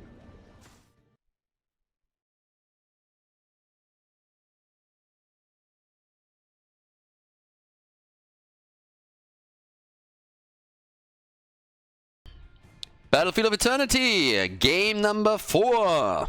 Team Beast Titan in the lead. So, they have taken it here. The advantage in the series. And now, of course, the big question. Can they force another victory here? This is still a best of 7. We're not on match point yet. The first team to 4 points to 4 wins is going to be the team to decide the tournament in their favor.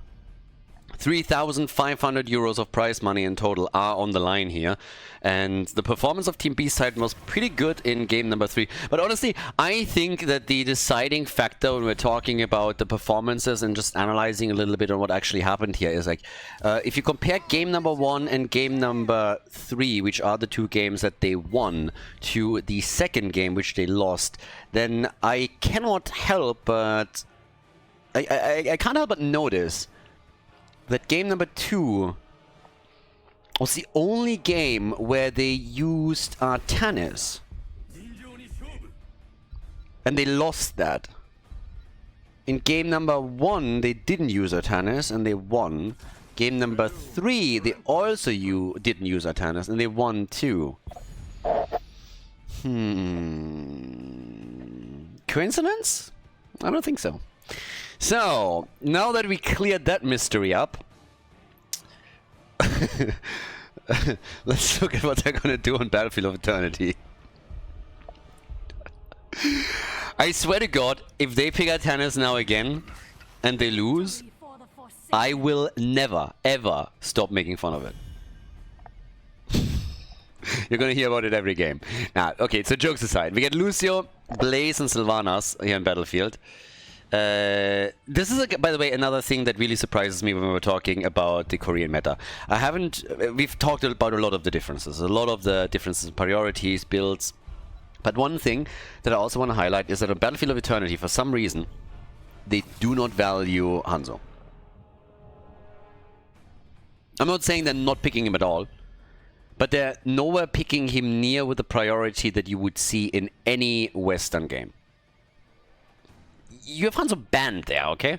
Here, yeah, people don't care too much. They start with Genji, Sylvanas still solid. I'm not saying that any of these heroes are bad against the Immortal, but if you compare that to a European draft style, you would see Hanzo appear in this so quickly. Finally, we get him with the ban, but this is not the only series that I'm talking about here. Here, at least, they now address it with the ban. I mean, a bit late. I personally believe that in Europe he would already be picked at that point. But if you look at the series before, other games, Battlefield of Eternity that we had, he is a lot lower. So, it's kind of interesting. They value Vala over everything. Tychus is extremely high on all the maps. Hanzo a bit lower, at least here, and here's Tychus again. This is something that you wouldn't see to that extent on the European scene. And I guess Tychus, I mean, let's be honest here for just a second, how many games has Tychus now been involved in this tournament? Either as a pick or a ban. 90%? Like, a lot. So, yeah. And that comes in the context of Ultralisk just recently when he commentated a tournament match of the Raven Court together with me, talking a lot about how he believes Tychus is heavily overrated and is not really being played anymore and will even drop more in significance. And then you go to the Korean side and all of a sudden Tychus is everywhere again.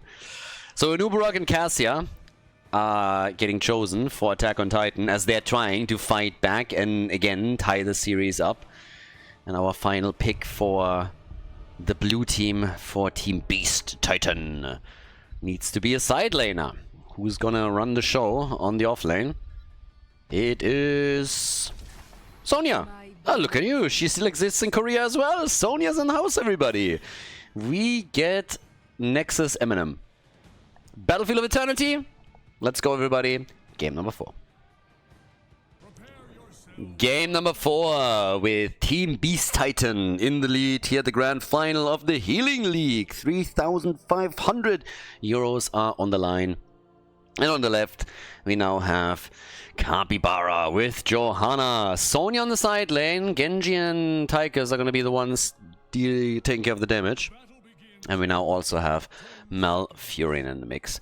Now to the right side of the map, Attack on Titan with Sylvanas again. We get some stacking quests for Cassia on level 1.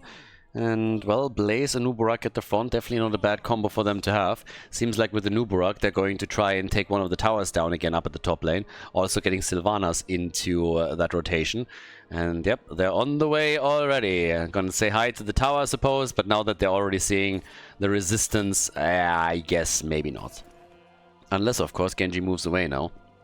And they realize that. So Genji is still waiting in the middle so that he can react to all of this.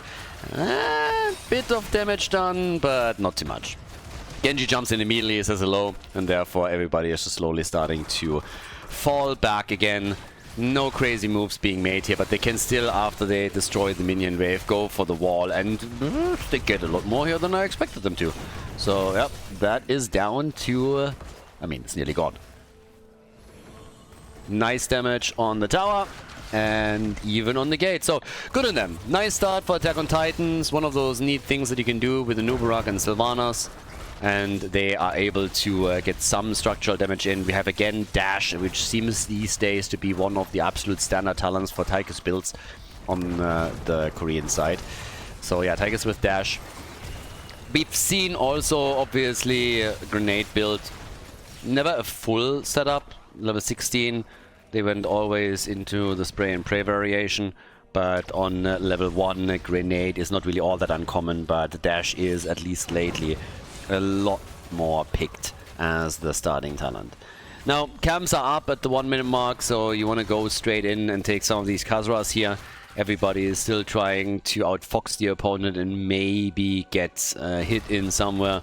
Get a quick kill, isolate somebody. Hasn't really happened, but down to the bottom of the map we now also have, well, Sonya still doing her thing, going up against the camp, so they want to take at least one. Up at the top, obviously, they had to let this one go. So there's another chance now for Attack on Titan to push. They are behind in the series, so their whole game plan really is to be a bit more aggressive, try to, from the beginning, take control of the game, not really fall behind here, and make sure that they're not all of a sudden finding themselves in a 3-1 situation in an overall score. Because if it gets to that point, then them winning 3-4 games in a row is gonna become super difficult. So this is probably the best that they can do for now. Try and just apply pressure, win Battlefield of Eternity, tie it again, and then at some point break through and turn things around. First Immortal is spawning, soon TM. So yeah, there's now slowly the situation in which they can make their moves. We get again in the rhythm, so this started to become a bit more of a thing. In the rhythm as the level 4 choice. And well, with the extra range here and movement speed, you can of course keep closer to the target and get especially the initial stacks up very quickly. Particularly if you can follow up on a stun, so if Nubarak or Blaze are able to stun a target out, or sorry, not, if Sonya slows the target down, Malfurion roots the target, or Jojo makes a move, then you can definitely start getting good stacks together here, and this is what essentially Tychus has to rely upon. So, yeah, gets a few nice hits in. That's actually 10 on the first rotation, that's pretty good. We've seen a lot worse, not only in this tournament, but also in this series alone. So that's not too shabby. Yeah, nice moves from Tychus. He gets some value out of this. But the halftime show and also the Immortal itself have also been picked up by Team Beast Titan. So very straightforward, very quick attack. No real fights over it, just everybody burning down the opponent's one, and the blue team was a little bit faster. So good for them, at least for the early start here. And now they want to break through the wall. I don't think they can do too much damage on the fort. If they play this perfectly, then maybe they get it down to 50% HP. But you can already tell that that Immortal is getting burned away very swiftly. Even with Jojo coming in with some blinds, it's not doing too much yet. So yeah, they open the wall up. Level 7 Talon's Eye, and that gives us again also the melting point here. I gotta admit that some of the choices that they're making, just generally speaking, with their talents, not always make the most sense to me. If you're already going into this particular style, I think you can also let go of the level 7 talent and just like deviate away from that build a bit. For me personally, I feel like the synergy is still quite important if you're going down that path, but this is a more and more popular, I want to say, hybrid build that they're running there. Same amount of stacks for Cassia and Tychus at this point, just saying. I suppose as the game continues, this is going to change a bit. In the last encounter, he didn't really get too many stacks there. I was only able to get 3 more hits in with the minigun. But 26 at the 5-minute mark, that's not really too shabby. He's going to get a good duration out of all of this. And I suppose that once we're entering that mid-game, they have the level 10 abilities. He's going to have plenty of damage to unleash before he pops Odin in any of these fights.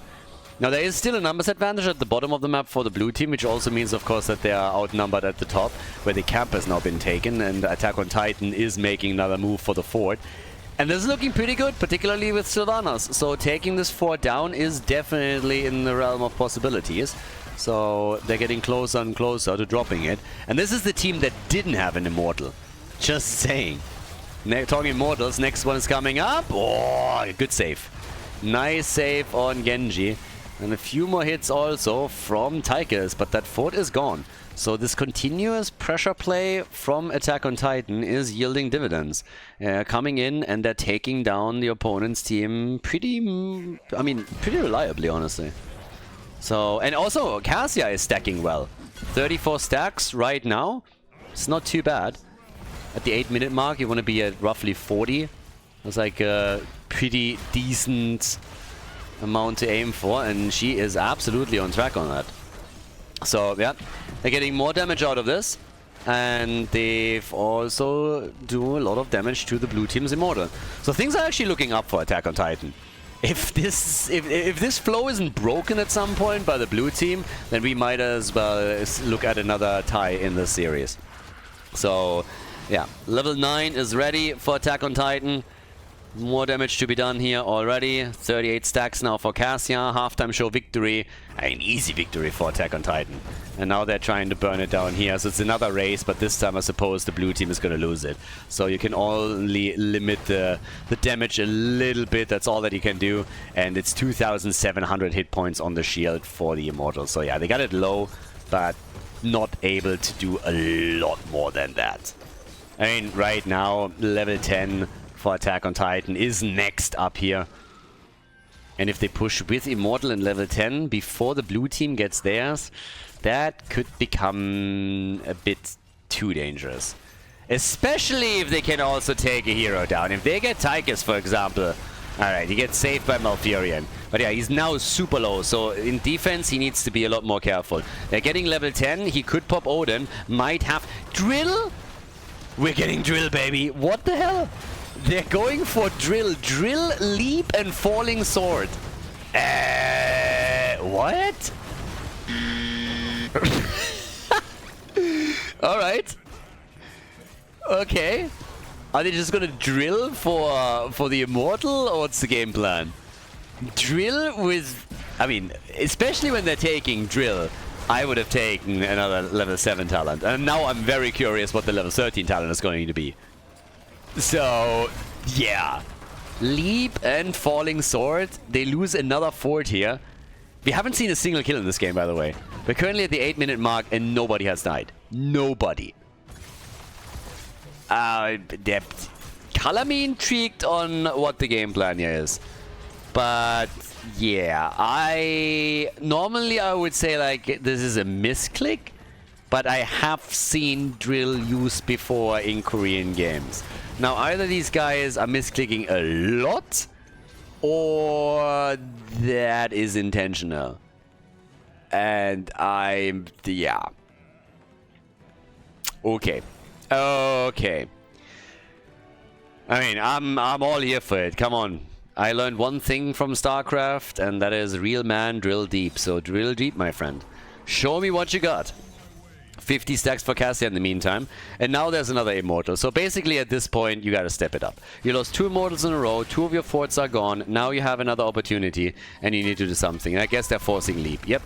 Leap is forced, and she still dies, doesn't she? Yep. She's dead. So, talking about an absolute disaster. This is one right here. They force out the bunker at least, but Sonya is dead.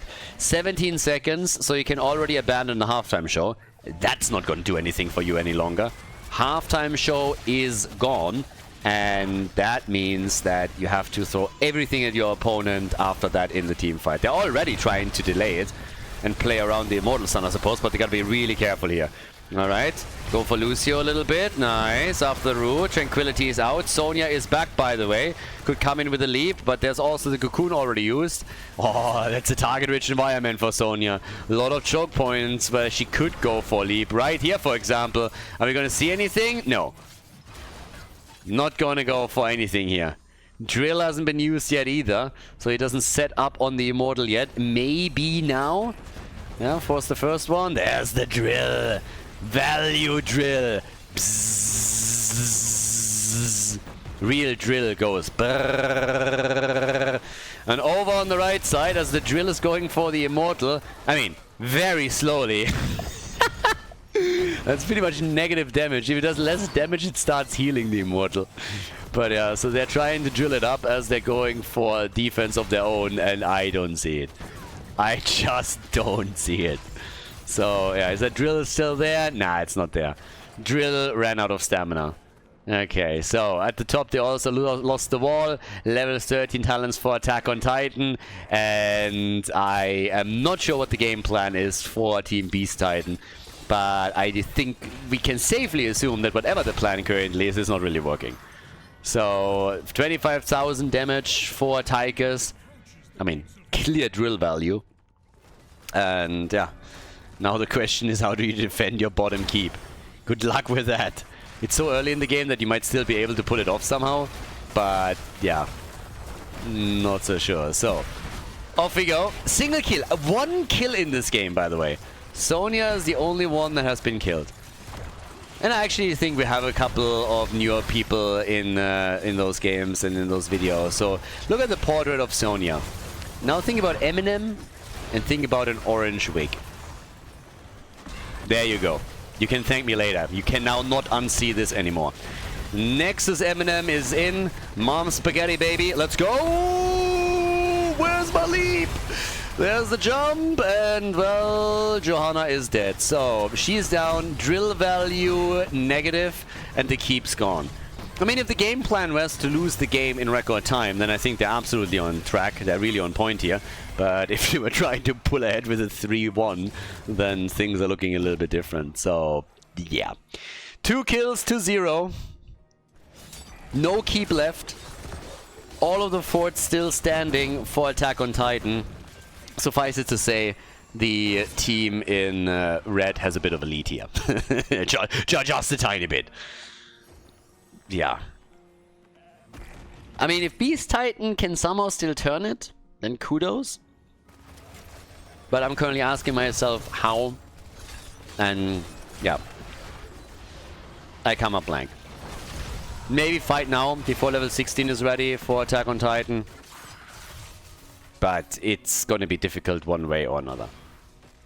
But I really think you got to do it now, right? Once that 16 is there, what are you going to do? Opponent can take the cams away on the map, might even be able to get the halftime show on the objective. So if you don't fight now and force it, then when are you going to take that fight? When are you going to take that battle? Up at the top, 2 kills to 0 still. I mean, they're looking at 16 any second now. objective gets announced. Yeah. That's why I said you have to force it before, because now your halftime show is gone. You're not going to win this. You're going to lose that flat out. Or you're fighting into an opponent that is level 16 already, which generally I don't recommend. We get the life drain, and we get the epicenter, and also the static electricity here. And the blue team is really trying to fight against level 16 instead of forcing the fight earlier when they had even talents. Or are they? Well, seems like they are. There's the stun, okay. Do they have to jump Sonya out? No, Wailing Arrow, a little bit too late, and Johanna jumps out. They're all on the run. And they're getting stopped by Cocoon. Yeah, real... I mean, they are... Good luck. Even the leap on Sylvanas isn't really doing anything for them. Over here, they're just chasing them across the map.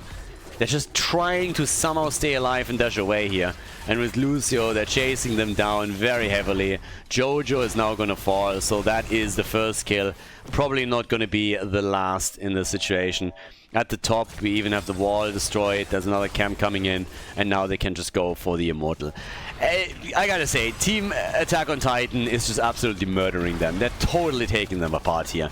Level 16, yes, it will be there in a second, but the halftime show victory is absolutely inevitable.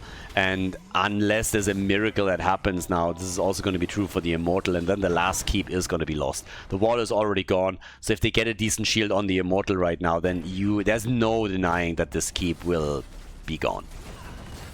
16, 15 minutes in, so that's what, half a shield? Bit less than that, make it 40%, 12,000 hit points. That top keep is gone now. And if they lose any of their heroes, that's as well. They're all hearthing back, making sure that they have mana, and now come back to the top lane. Yeah, this is pretty much the idea to take the entire game down. 55,000 damage for Cassia, 33,000 for Tychus. And we're moving for the potential final blow, which would tie the series again. Unless there's some crazy stuff happening, where the blue team pulls off a 5-man wipe, I think they're in trouble here. So, yeah, hit after hit is coming there. They're going for the Immortal, trying to remove the shield as quickly as they can. A couple of shots are already being dished out. 1, 2. Jojo had to move back. And with Sylvanas, they can also disable the keep, which they just now successfully done. Leap? Maybe now. There's the kill. Finally a kill, and they get Cassia. They got Cassia, they still lose that keep. That doesn't change. They need more than just one kill. So despite them dropping Cassia, they lose their keep. And again, where are you going to go from here? I'm not sure what they can do. This is the problem. You got a kill, you saved your core. Great. But what are you going to do with it? You're still a level behind. Your opponent is still going to get level 20 sooner. There's 100 stacks on Cassia now, which also doesn't help the cause. She's stacking into the late game. And Cassia has now more stacks, I mean, a lot more stacks, than Tychus, for example. And again, Tychus didn't go Odin. You can't come in and say like, oh yeah, but that's because he spends so much time in Odin during the fights. Well, he doesn't. He's drilling. Tychus is drilling. So, yeah. They're trying to break through the bot lane at least, and if they get a fort, that would be great, but now it's a 5-man defense again. And, yeah, you gotta do something. The problem is I don't know what. All that the blue team is doing, essentially, is waiting for a mistake from their opponent. That's what they're doing. They're waiting for mistakes to happen. And that's just not the case right now. Red team has all the time in the world. They're just like, we have forts, catapult with every single minion wave, and we have an Immortal coming up, which is going to wait for the objective. We're going to get our camp. And then we can fight. We can either win by Immortal or we can win by Winions. Those catapults are going to kill you eventually. So either you stay in the middle and you fight us for the Immortal, then the Winions are going to take control. Or we're just going to go for the Immortal itself, and that takes you down. And this is pretty much a checkmate position that Beast Titan finds themselves in right now. Attack on Titan can still throw the game. Team Beast Titan cannot win it anymore. Not by their own accords. That's just not happening. So, yeah, you cannot just attack the Immortal. Like, no. That's not enough. It's a shitty spot to be in, I absolutely agree. But there's half a level, not even half a level until we have level 20. Like, what are you gonna do? You are already in a shitty spot. You need to take that fight. So now they have to go for it, and have to go for it quickly. You cannot focus simply on the Immortal. It's not going to do enough. You need to force it before level 20 is there. And that's what they're trying to do now. Drill value.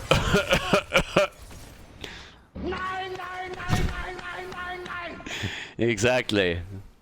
So much drill value. Yeah, no, they got level 20. There's the Storm Talent now, any second.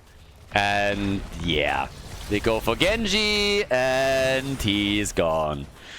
That has to be game. A very, very anticlimactic fourth game, I gotta say. Attack on Titan, full control, start to finish. Great performance from them. They didn't leave them a chance. Team Beast Titan, I don't know. Drill, Leap, Falling Sword. Particularly the drill setup here for Tychus, I honestly don't know what to say about that. Even when he had drill in a position for, I mean, now he goes also, can do this all day. I mean, oh, dude, if you're already at it, then at least go full drill. No, I mean, even when he had the drill on the Immortal, you see how much damage this thing did? It did nothing. It did absolutely nothing. Oh, Crater, baby! Crater! And they get the kill. They get a kill, good for them, but they're gonna lose this game now. Yeah, they are. That's the end of Malfurion. Malf is gone, the Immortal is already on its way, and they're also losing the rest of the team here. Tychus is dead, Sonya is gone. Well, and that is the fourth game. Done and dusted. We have a tie. Once again, the score is 2-2 as Battlefield of Eternity, in pretty unspectacular fashion, goes to Attack on Titan. Utter dominance by the red team. And we are headed for game number 5 in this best of 7 series. GG!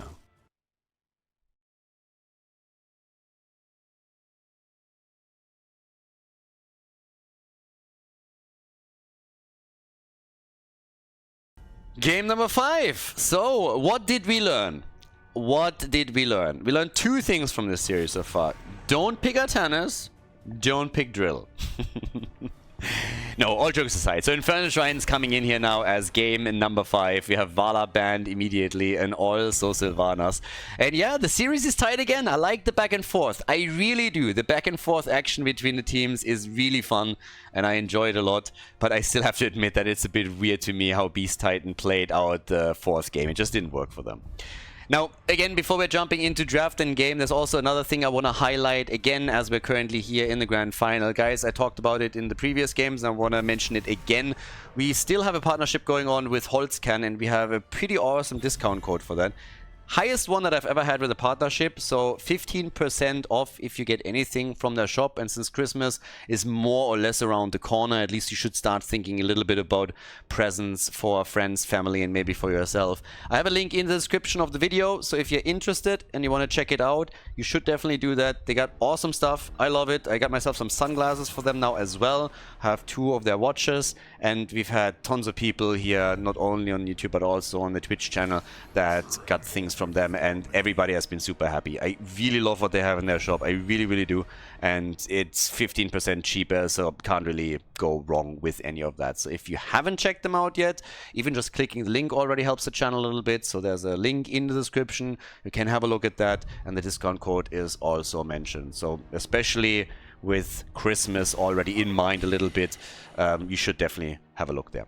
An additional link in the description is also the vote for Meta Madness. I announced that we have the first qualifier on November 4th. So the tournament is coming in again with qualifiers and then the main event just before Christmas. And for Meta Madness in particular, there's also the community vote going on right now where you can participate in to tell us which hero you do not want to see in the event itself. So don't forget about that. All of those links can be found in the description.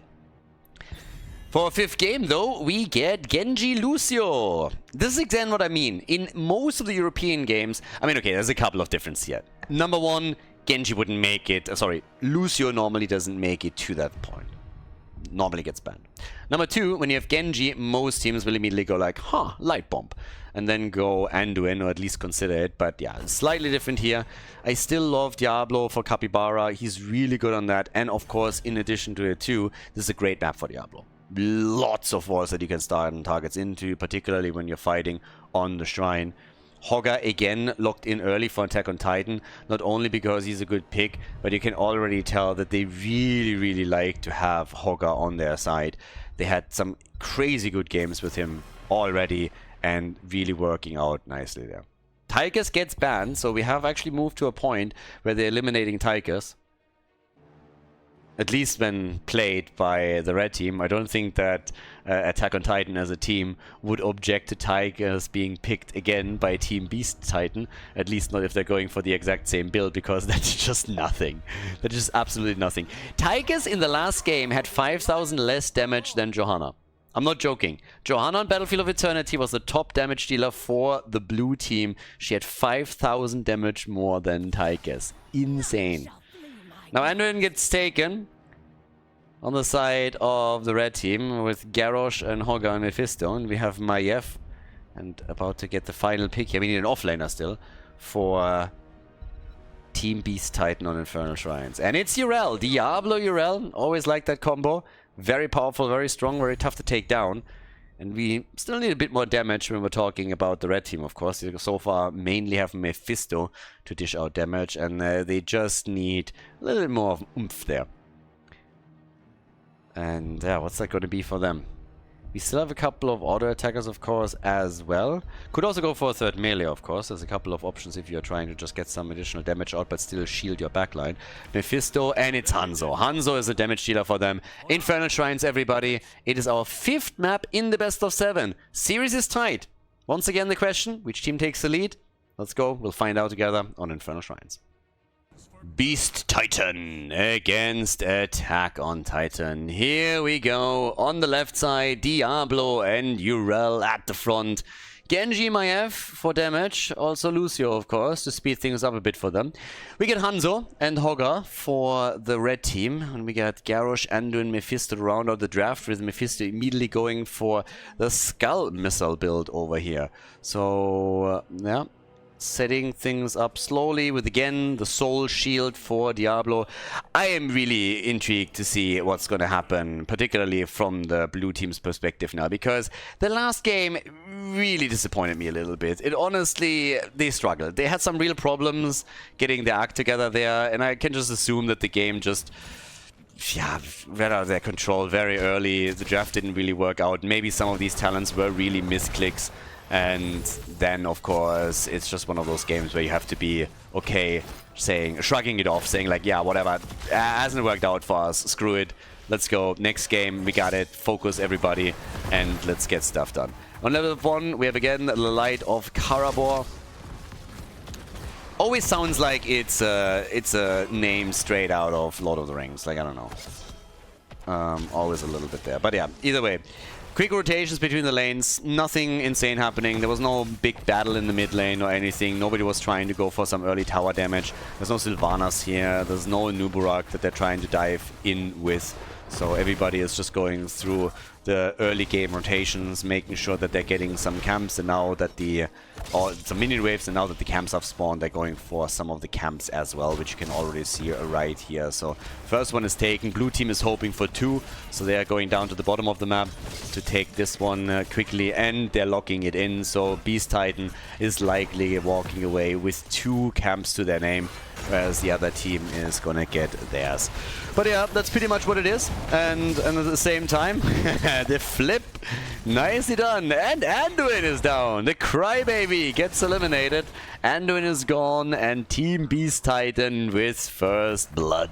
Having Maiev, of course, to make her place here definitely helps them, and she forced the issue. So Anduin is gone.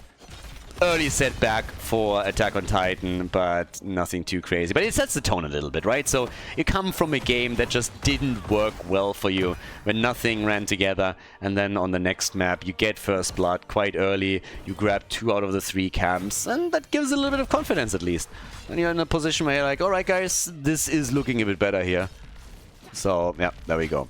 I mean, at the same time, camps are now being focused on, and with that I mean the Shaman camps, so you want to get them ready for objective number 1, which is essentially what they're going to do there right now. And in this particular instance, of course, they're just going to try and time it. We have the Shrine in the mid lane this time. And yeah, who walks away with the first one? It's not Tigers this time that are trying to play around or anything, so you don't have to wait for anyone to get access to, I don't know, a particular talent or the heroic ability. But the other thing is that, of course, the one thing that still is true here, that if you get the early level 7 talent during the first objective, you will still have an edge over your opponent if they don't do the same. And, ooh, careful, my friend. Anduin with a really nice flip, but Garrosh isn't out of this yet. Garrosh, in fact, is dead. Yeah, he's dead. That's a second kill. The timing couldn't be any better for Team Beast Titan, and it also extends the lead even further that they already had, meaning that this is more or less a freebie now on Punisher #1. So that's a fantastic start into the game. You're gonna get the early level 7, you have an early advantage on the minion stacks too. Yes, Mephisto is trying to steal as much as he can and the death timers are low, but this is still a very nice starting point for the first Punisher fight for Team Beast Titan. And with Urel at the top lane, you can already tell that they're going to grab the early level 7. There it is. They have the talent advantage, and that means that here in the middle they take even more of a dominant position. 29 stacks already. Mephisto trying his best to steal something away, but yeah, they are grabbing this one and we all know it.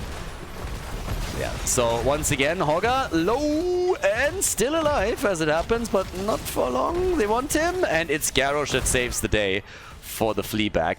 So, good job. That could have been a third kill for Team Beast Titan. Diablo also got very low here. That Capybara got away, and now we have the Arcane Punisher for the blue team. Gotta bait it properly over the wall, bait it in, set the defense up, and let's see if they can do that. Yeah, so already bait it in very quickly. Can take the wall down, I assume. I don't really think that there's much more that's to be had here outside of the final tower, and even that might be a question mark. They have Urel at the top. Defense was so far solid, and they're even stealing another camp away.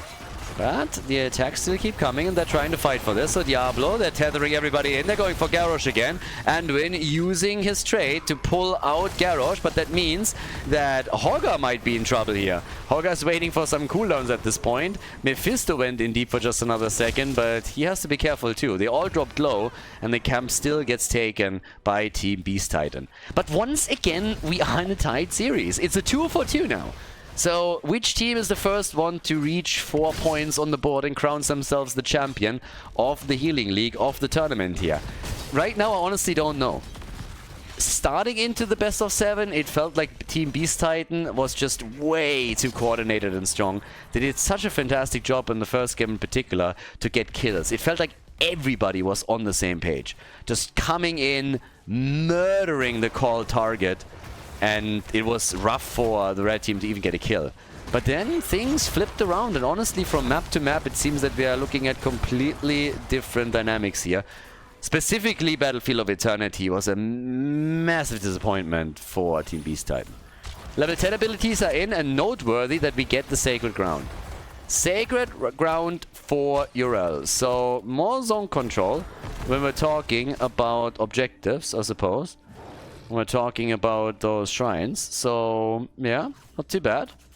No kills yet, by the way, for Attack on Titan, so that has not changed. But Team Aaron over here, yeah, what can they do now that both teams have their heroics? I mean, at this point, we're looking for the bubble again. Here's the word, here's the burst words. Salvation, a lot of people don't know that word, but it's a great word. Everybody says so. I came up with a word, it's spelled with an S. It's the best word. So it is what it is. People don't believe me, but it's true. I mean, he's talking, he has all the worlds in the world, and the bubble plays, most of them I'm mostly not the biggest fan of, but we had some pretty good ones already. I believe on Tomb the last time that we had 2 ults used by him that were fairly strong. On the left side, though, we get, again, the camps prepped, and this time it's also like a top shrine, so it's not like they're doing too much. You can defend them while they're taking care of the lane, so there's another one. Bot lane, in the meantime, we still have a bit of defense going. There's no chance really to get a talent advantage. It's just reaching level 12, so you're not going to get to 13. Not in time. Maybe during the fight with a little bit of luck. But yeah, that said, this is going to be a bit of an important one, because if Team Beast Titan wins it here, then they could walk away with a significant experience lead. So if you attack on Titan, you're already under a little bit of pressure. With the experience lead for the blue team, you definitely feel the heat right now. And EURO, we'll see how much she can get out of her ult here. And they have position already. So they're already taking the position. They're about to take the lead in those stacks as well, while everybody is still trying to take those shamans out. And both camps have now more or less been defeated. But the position on the shrine itself clearly goes to the blue team, at least for now. And their opponents, they're pushing in now. 16, 18 to 10 stacks. Everybody is looking for their move here, and it's always Mephisto with one play after another, really trying to burn them down as best he can, and they're catching up quickly on those objective points. EURO with her ult now has finally used it, has to be a bit careful, and they get the kill. The bubble is too late. The bubble plays are too late, and now Anduin himself is in real trouble, but he gets saved again by Garrosh. I gotta admit that Garrosh, I mean, Dami has been fantastic in all the heroes that he played so far today, but especially in this game, he's already been saving people from start to finish, time and time again, with one throw after another. I mean, at least the third, fourth time that he rescues a hero that would have fallen for sure. So now we got level 13 online for Team Beast Titan and the Frozen Punisher. And given the fact that the wall is pretty much destroyed and they have a talent advantage, I would be surprised if they're not taking that fort down. They could even get some kills here. Hogg isn't here, neither is EURO. Both of them have already moved over towards the mid and bot lane. But yeah, this is looking pretty good for Team Beast Titan. That lead in experience, as you can see, extends. Mephisto is on the run and is just praying that it doesn't get jumped again. We have now Garrosh dropped by Genji. That fort obviously falls, and even the wall at the keep is taking some damage. So yeah, even that's a problem. Now, they're defending all of this, but if you're looking at experience, it's still a full level lead, more than that for Team Beast Titan. And it just feels that after game number 4, they finally, here on the 5th map, have found their rhythm again a bit. Even though Diablo might have gone a bit low. Oh, big arrow, my god. Oh god, that's missing. Rumor has it that it's still missing to this day. That's crazy. That thing went just nowhere. That, I mean, it's still flying. Rumor has it, it's still on its way. It's still on its way. That arrow is gonna make contact with an alien civilization at some point. For sure. It narrowly missed the target. Full cross map. But yeah, still 1.5 level lead here. 4 kills to 0. I mean, that's the next thing, right? Well, they are already working on the fort in the middle and are about to take this down too. We're still looking at a spot where the team hasn't gotten a kill yet. So, big problem there. But, well, for now, when it comes to just sheer damage... Look at the experience too. I mean, it's nearly a 2-level lead right now. We're not even talking about a single level anymore. It's basically a 2-level advantage. They're having level 16 talents in just another second. Hogga with a Hoarder pulled over here, but yeah, they're willing to take fights, and why wouldn't they? They have a talent lead in just another moment for them. They could steal also the camp away if they wanted to. 24,000 for Maiev. And this time it is attack on Titan that is just on the back foot. Time and time again. In every single situation. They would love to have their own camp, but Team Beast Titan, yeah, not so much. They don't really... No, not a fan. So they're coming in and they're like, yeah, you know what? This is gonna be ours. So, yeah, looking pretty good for the blue team. So, this is scripted. I mean, this back and forth stuff, this is 100% scripted. Okay, I'm calling it right now. I have absolutely, like, I have revealed the conspiracy over here. It is very clear that the outcome of this tournament has already been predetermined. This is clearly scripted. Shoe on head on or not live. What's clearly happening here is Beast Titan is now going to win this one. Attack on Titan is going to clutch out a victory on the next map.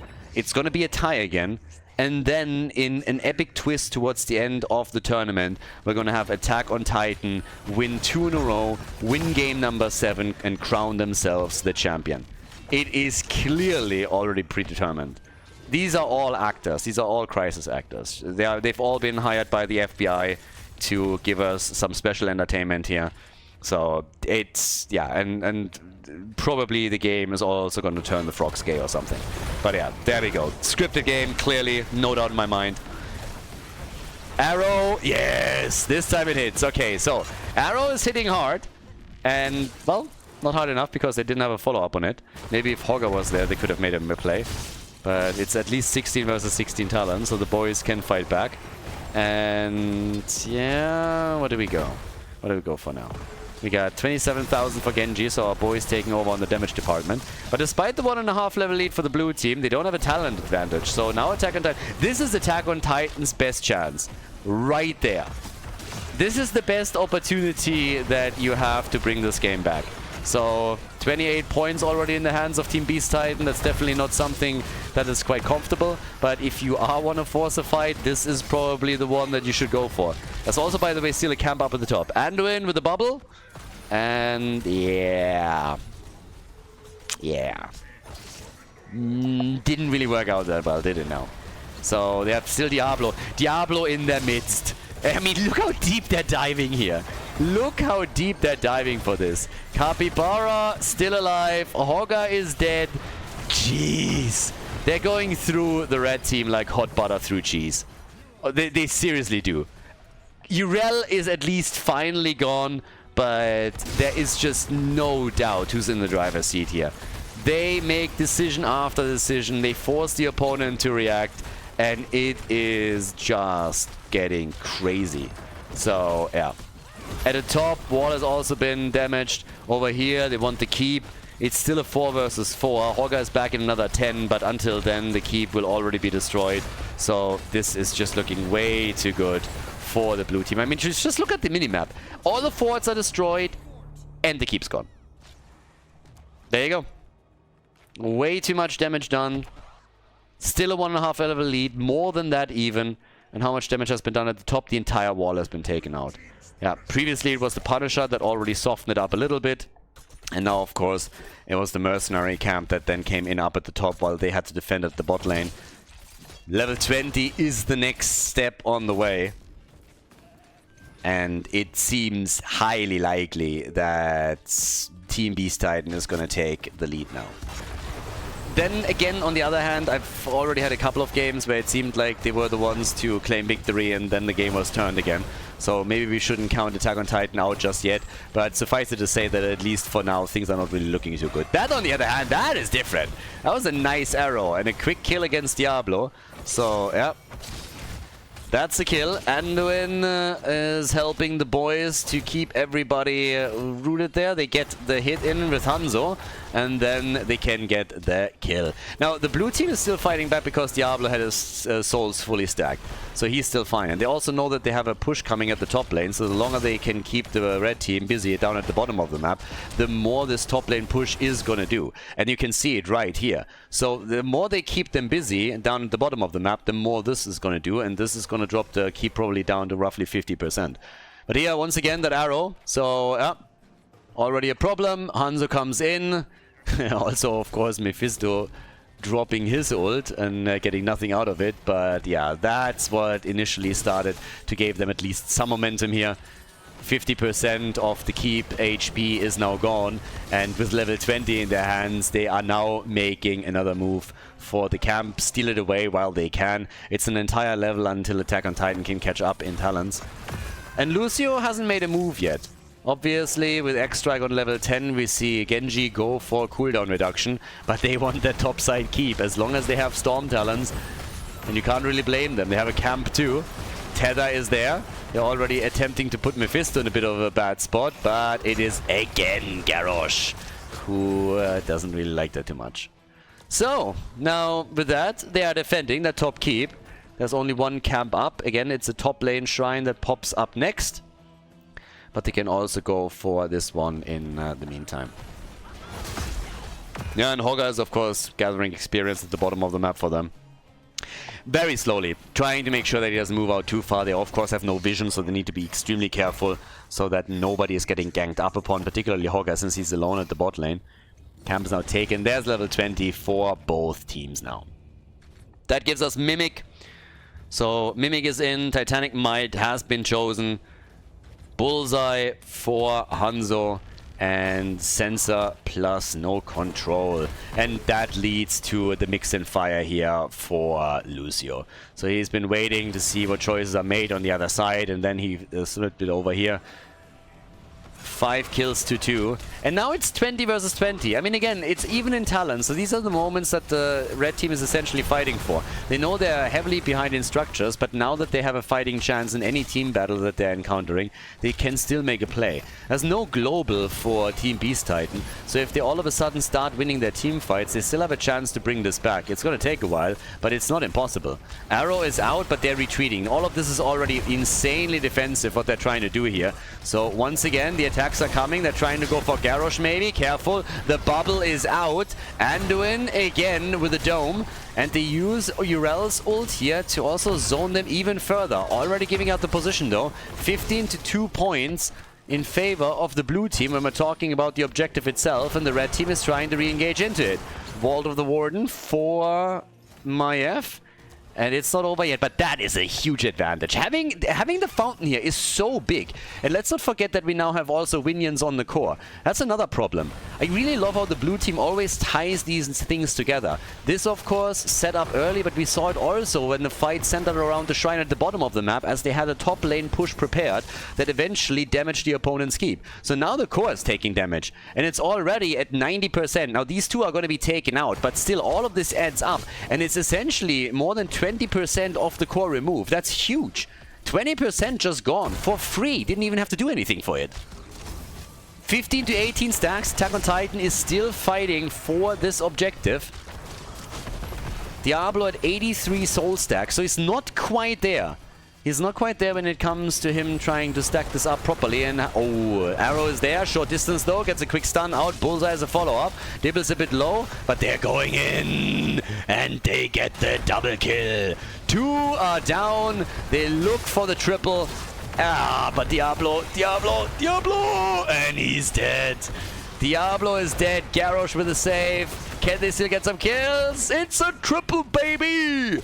They go for Mephisto. They go for the 5-man team wipe. All of them are gone. All of them eliminated. 80% on the core. The inevitable outcome of this 5th game in the best of 7 series. They go for the core and they lock in another victory.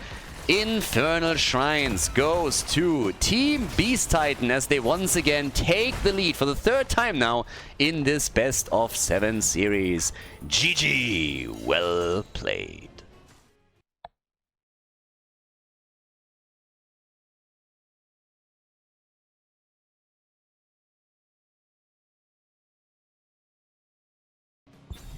Game number 6, match point number 1. It's Garden of Terror, and well, I personally already asked myself as the map was announced how they're going to draft here, and particularly what's happening around Hogger. And yeah, he gets the axe immediately. They didn't even hesitate. I like that, I really do, because now Hogger is out. He's obviously one of the best heroes for Garden of Terror when you're talking about mercenary control. And you really want that here. You want mercenary control. You want to make sure that you get those camps as quickly as you can. Make Sonya also a good pick on the side lane, depending on what else has been taken off the board. Malthael out. Vala obviously still eliminated, and now Dami is taking Diablo away from Capybara. I could see ETC being picked again. You could play ETC again with Stage Dive on a map as big as this one, and Capybara played ETC in this series, I believe twice. Has played it multiple times over the course of the tournament, and in this series twice. And correct me if I'm wrong, I mean, it's been a long day, but I believe that he won both of the games with ETC. Did he? Did he win both? Did he win one? Not 100% on that. Anyways, Dehaka now on the side lane, so you already have some global pressure. Means you don't necessarily need ETC with Stage Dive, but it's not only to have some global presence, it's also because you can dive into your opponent's backline a little bit. Multiple purposes. We get Brightwing again, and we get Genji. Every time I see that comp, I talked about it, I think a week ago, it reminds me of Genji Swift Strike with Brightwing Emerald Bomb in the HGC days. Emerald Dream, and then just like poof, isolating targets, splitting the opponent's team apart and going for it. Nobody does that anymore. Currently, it's not really fitting with the meta any longer, and it's not getting executed these days.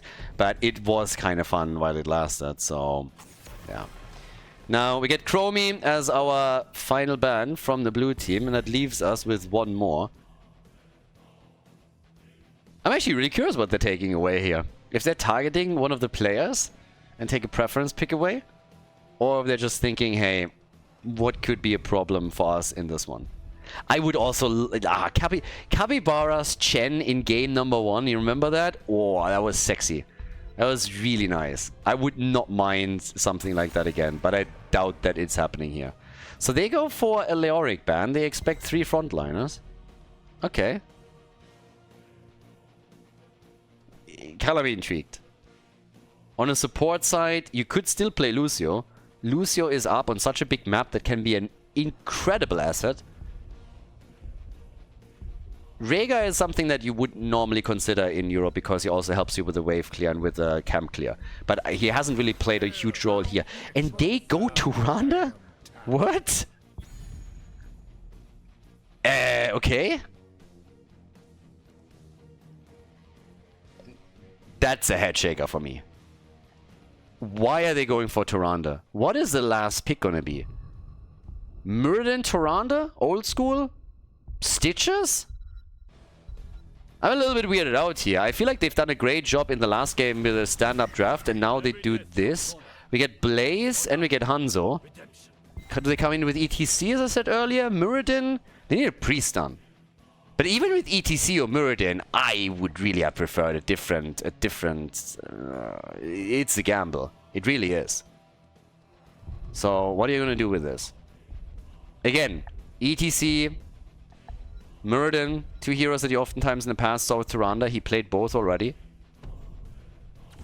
And they go Chen again. Chen, the same as they did in game 1. I don't mind Chen at all. He had an insane impact with Chen. He looked awesome on him. I loved it as a main tank. Game number 1, they dominated with it. But Tyrande? Why Tyrande? There's no bans on supports. They could have taken anybody, and they go for Tyrande here? Without any decent pre-stun? Alright, let's see if it works out for them. Match point number 1, everybody. Beast Titan against Attack on Titan. A 3-2 lead for Team Beast Titan. And we have Tyrande chosen. Still throws me a bit for a loop here. I mean, it is a risk. Now, you can always make the argument that if you're ahead in a series, this is the time to take a risk. You don't want to play too safe. You want to risk something. That's a valid argument and a valid point. I just think with all of the supports that were still up, they could have played it a bit safer and still be totally fine with it. Tyrande can be an incredible weak point if your opponent has mobility. And there's Genji on the other side. There's Hanzo for an arrow if anybody comes in from the side. So Tyrande needs spectacular positioning to work out for them here. Not impossible, and she can add a lot, but there's also a lot of pre-stuns that she can follow up on. So it's a fairly interesting pick to me, and not something that I had on my bingo board. We'll see how it works for them. Are we going to game number 7? Do we go the distance? Or is this going to be the final map of this tournament? Best of 7 series, we already had plenty of games, but now Attack on Titan, they gotta dig deep if they want to force the final map here and have a chance for revenge. They were defeated in the winner bracket final, but they are getting close, very close to having a chance to return the favor. So, there are channel interrupts with Tyrande. So I guess like one of the arguments that they're making here is that they would love to interrupt the channel on some of these seats a bit more frequently, and they pick Tyrande for that. But it's still them running a huge risk there. But again, we'll see what they can do with her. If positioning is good enough, then she can definitely help you to get kills. Tychus is currently the only range damage dealer. Well, that's actually not true. We have Junkrat, of course, as well. So we got the 2 of them. And Tychus is going into quarterback as his level 1 talent. So we're going for the extra range. She can also interrupt on any kind of channel that's happening. Camps get claimed very quickly, which is of course one of the main things that you gotta do. And the red team is already trailing slightly behind here, as you can see. So yeah, they're a little bit slower on all of this, taking some of their camps a bit later. If they invade their camp, that would be great. But instead what we're seeing is a push for the bottom wall, and there's nobody here.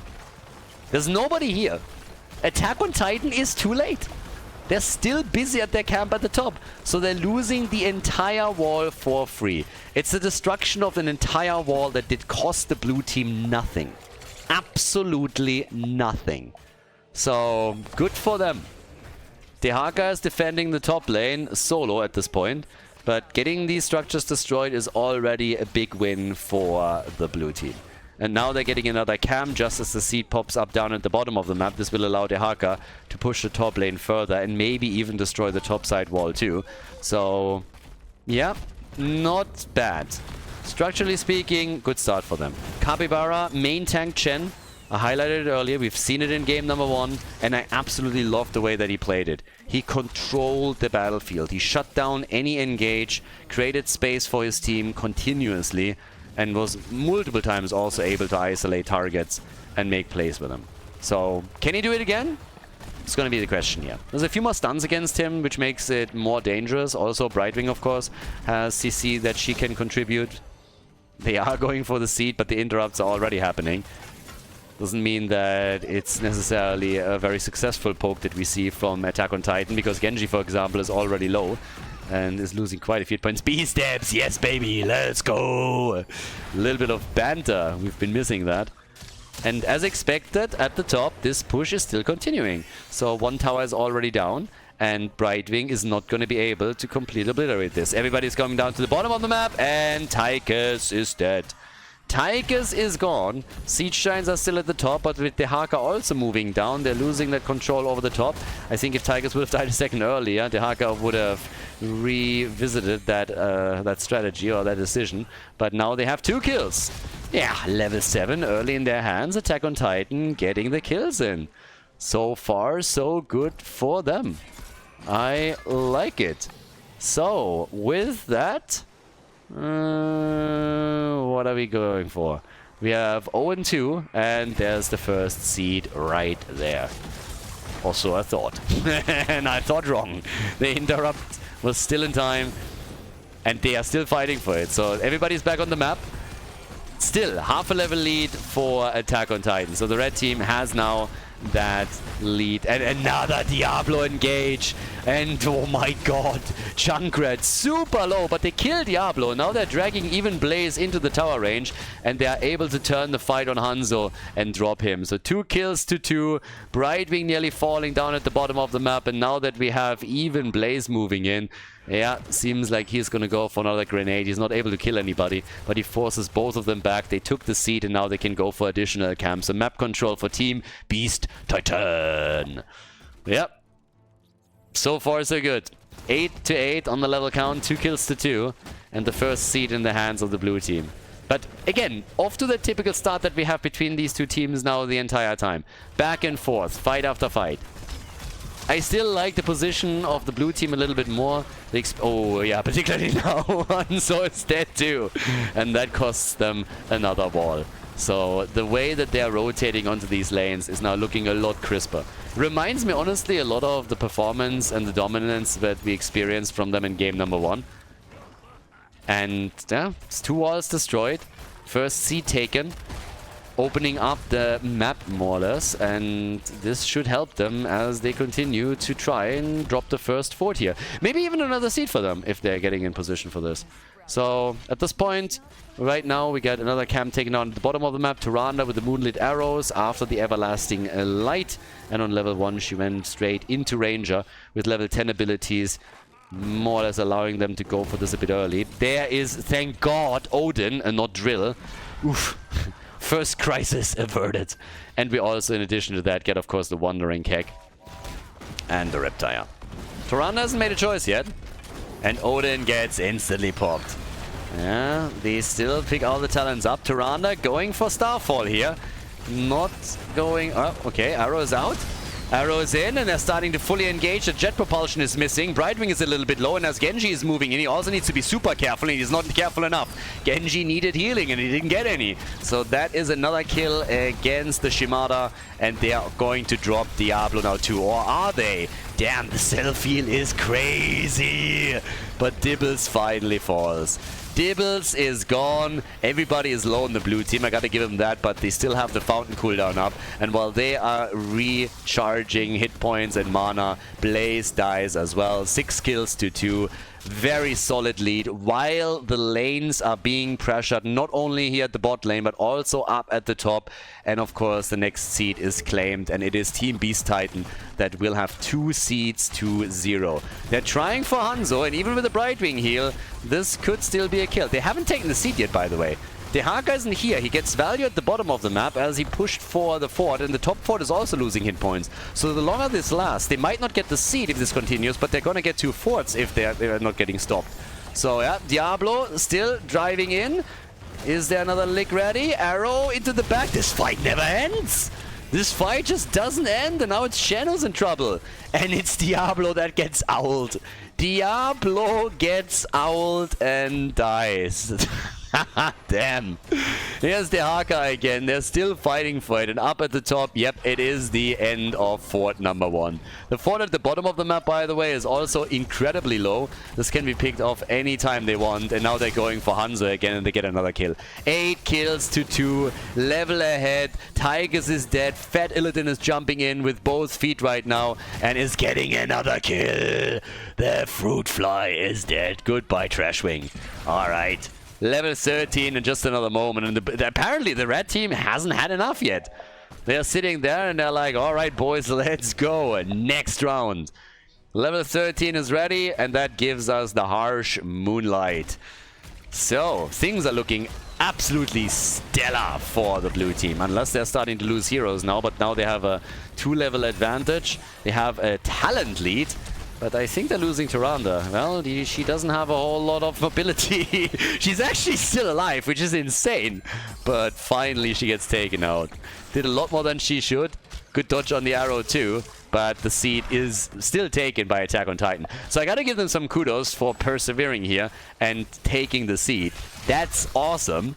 But what kind of floors me a bit is how much they lost in this entire counter. They won the seed. Good on you. But Tigers has now 7 stacks on his level 4. They dropped the fort at the top lane. They basically destroyed the fort at the bottom of the map. This is gonna fall whenever they're pushing in with anything. And their level advantage, of course, for the blue team is nothing that we should ignore there either. So, yeah, it hurts. They paid a big price for this.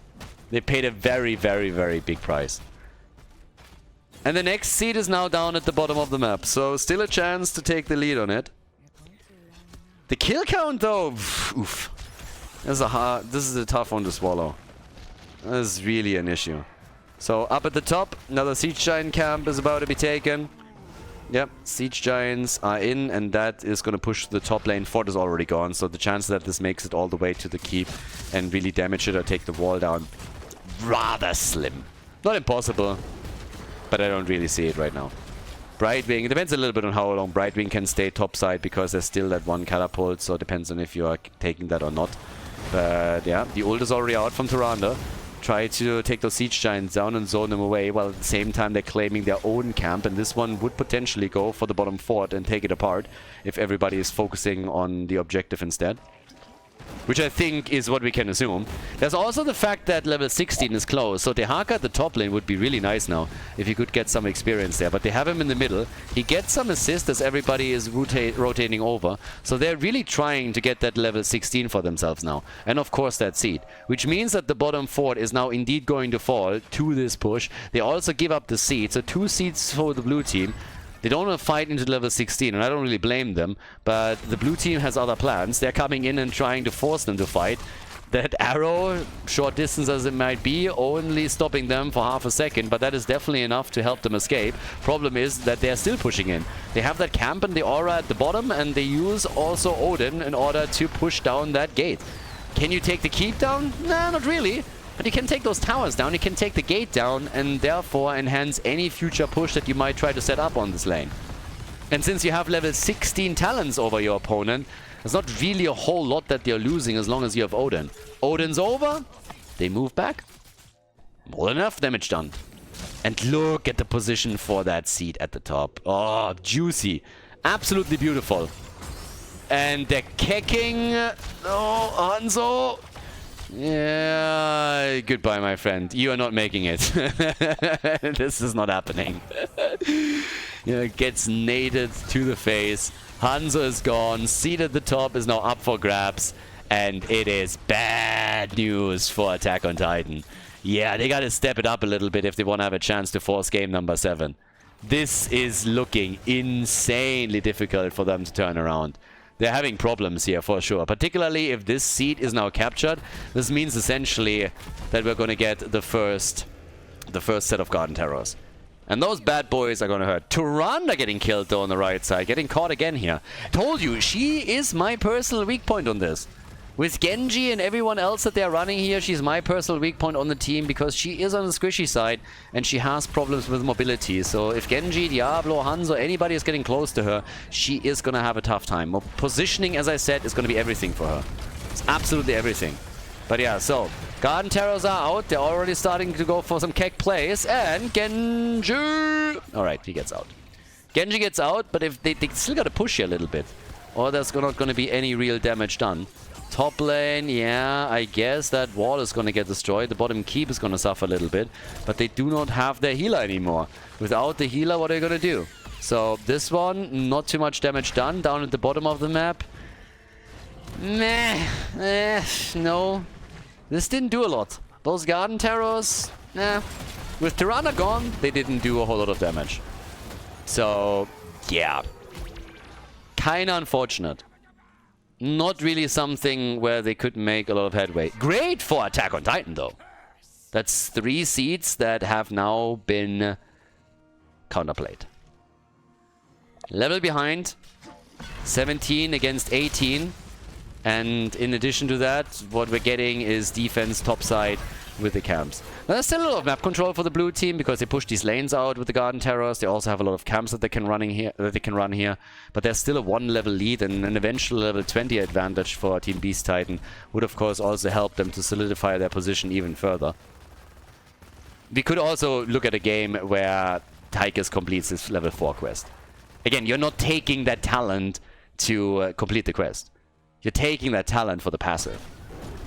Since it also applies to level 2 Odin. So, yeah, you want to have that there. But, well, 10 kills to 5. Bot lane, they're still playing this safe. And I like it. I mean, again, there's a ton of money on the line. 3,500 in prize money for this online tournament. So that Blaze takes it a bit slower here and doesn't push this lane too far out. Plays it safe and sound. Makes perfect sense to me, too. So, yeah, there's that. But all the way up towards the top lane now.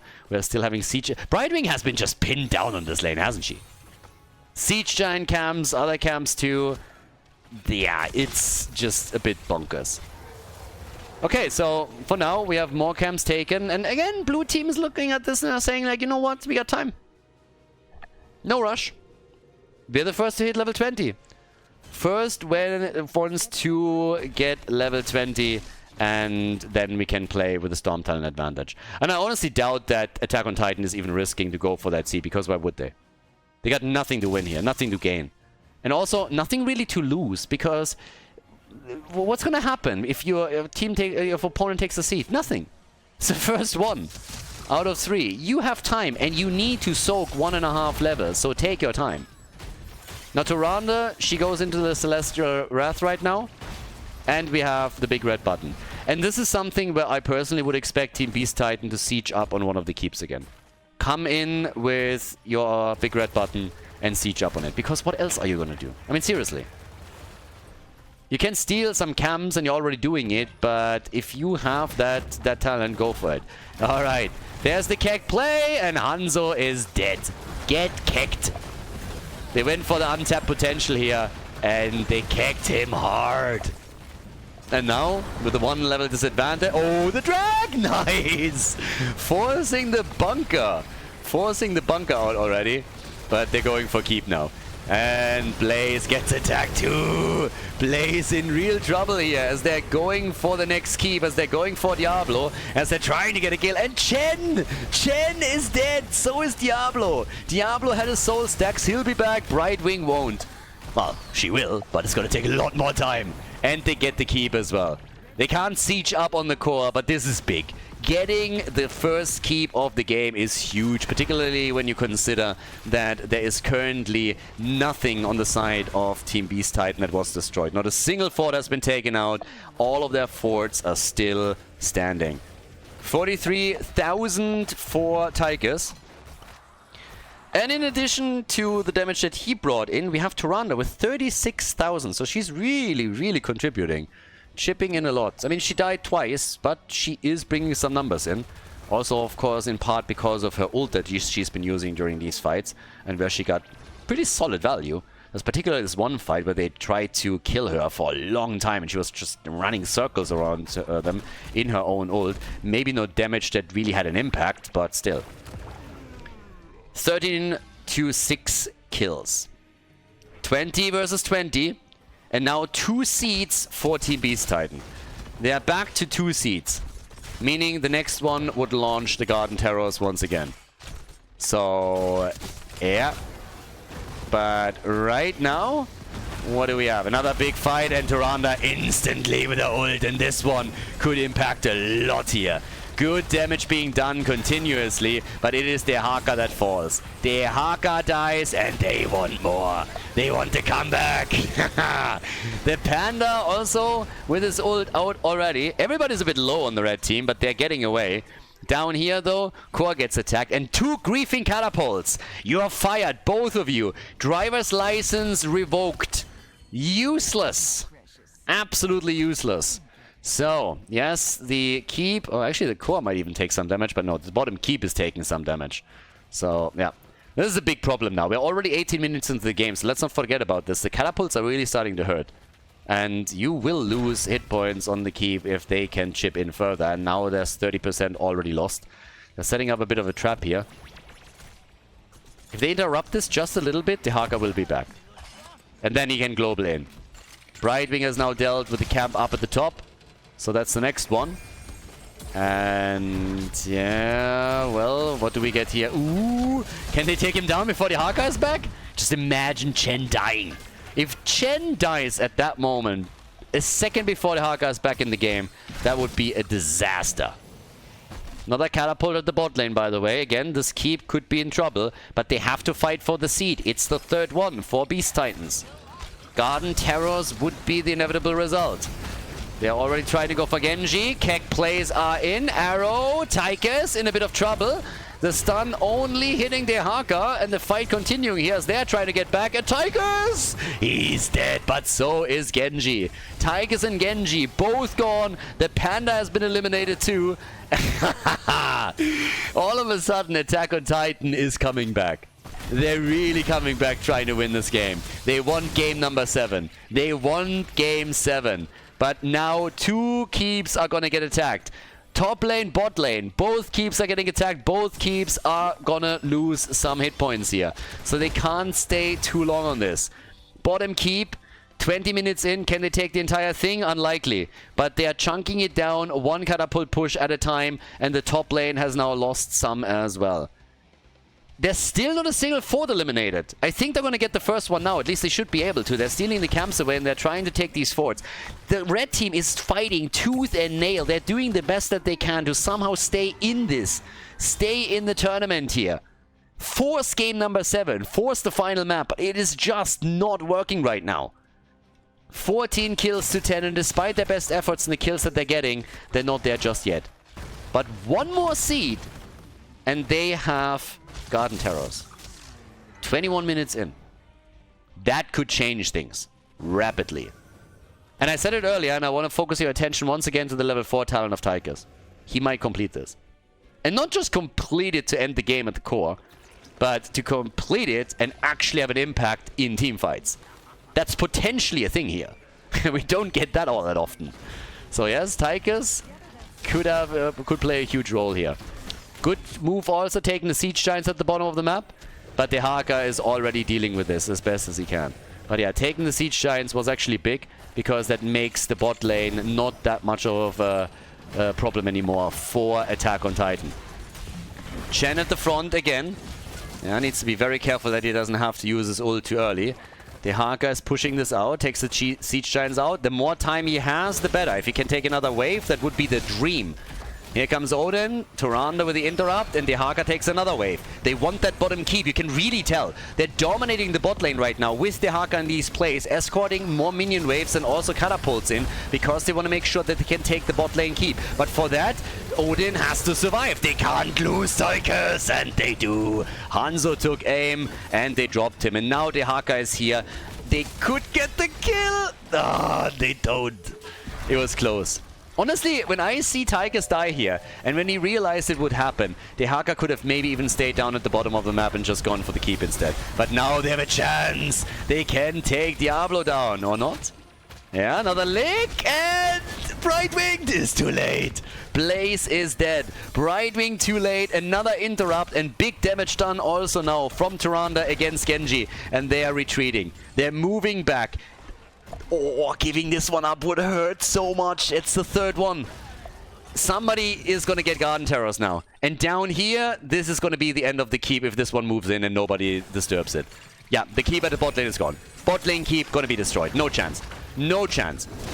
They're going to get it. Look at the damage output. Junkrat, 68,000. Tyrande, 65. Tychus, 63. They're channeling again, and they're interrupting with Tyrande. They try for Hanzo, and they can't get him. But they got the bottom keep. So now, the longer they can interrupt this, there's catapults now coming through the middle for the core, and there's catapults also at the bottom. They have to defend this. Guys, we're 23, 24 minutes in. These catapults, they are slapping. Big time. Red team needs kills. Oh, the arrow.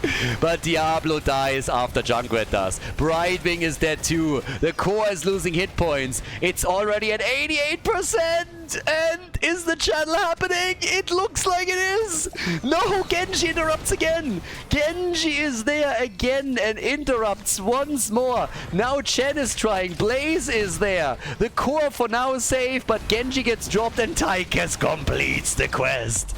Tychus completes his quest. It is a 4 versus 3 now, and Chen is kicking it up again. How many ults have we seen in this one fight? Look at Tychus. He's barely retreating here, but he gets out, and Diablo is in serious trouble and might get killed next. Diablo, Blaze, they're all so low. Tychus falls. Hanzo retreats. Chen follows him. Chen is on the prowl, and Chen takes the kill.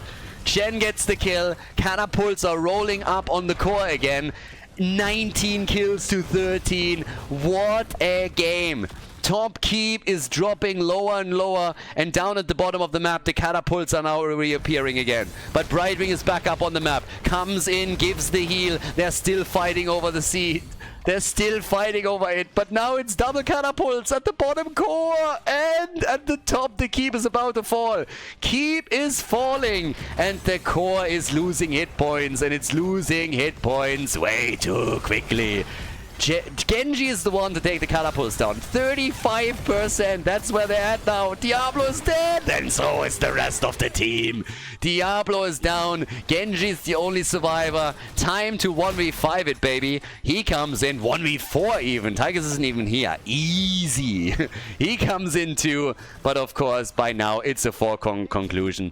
35%. Junkrat is there, already taking out the minions. The arrow gets dodged and travels cross map as Genji finally dies. 23 kills to 13. Team Beast Titan on their way to victory. A 5-man team wipe as they go for glory. They take it. They are the champions of the Healing League, and they get the prize money here. Nicely done, and what a best of 7 grand final. GG.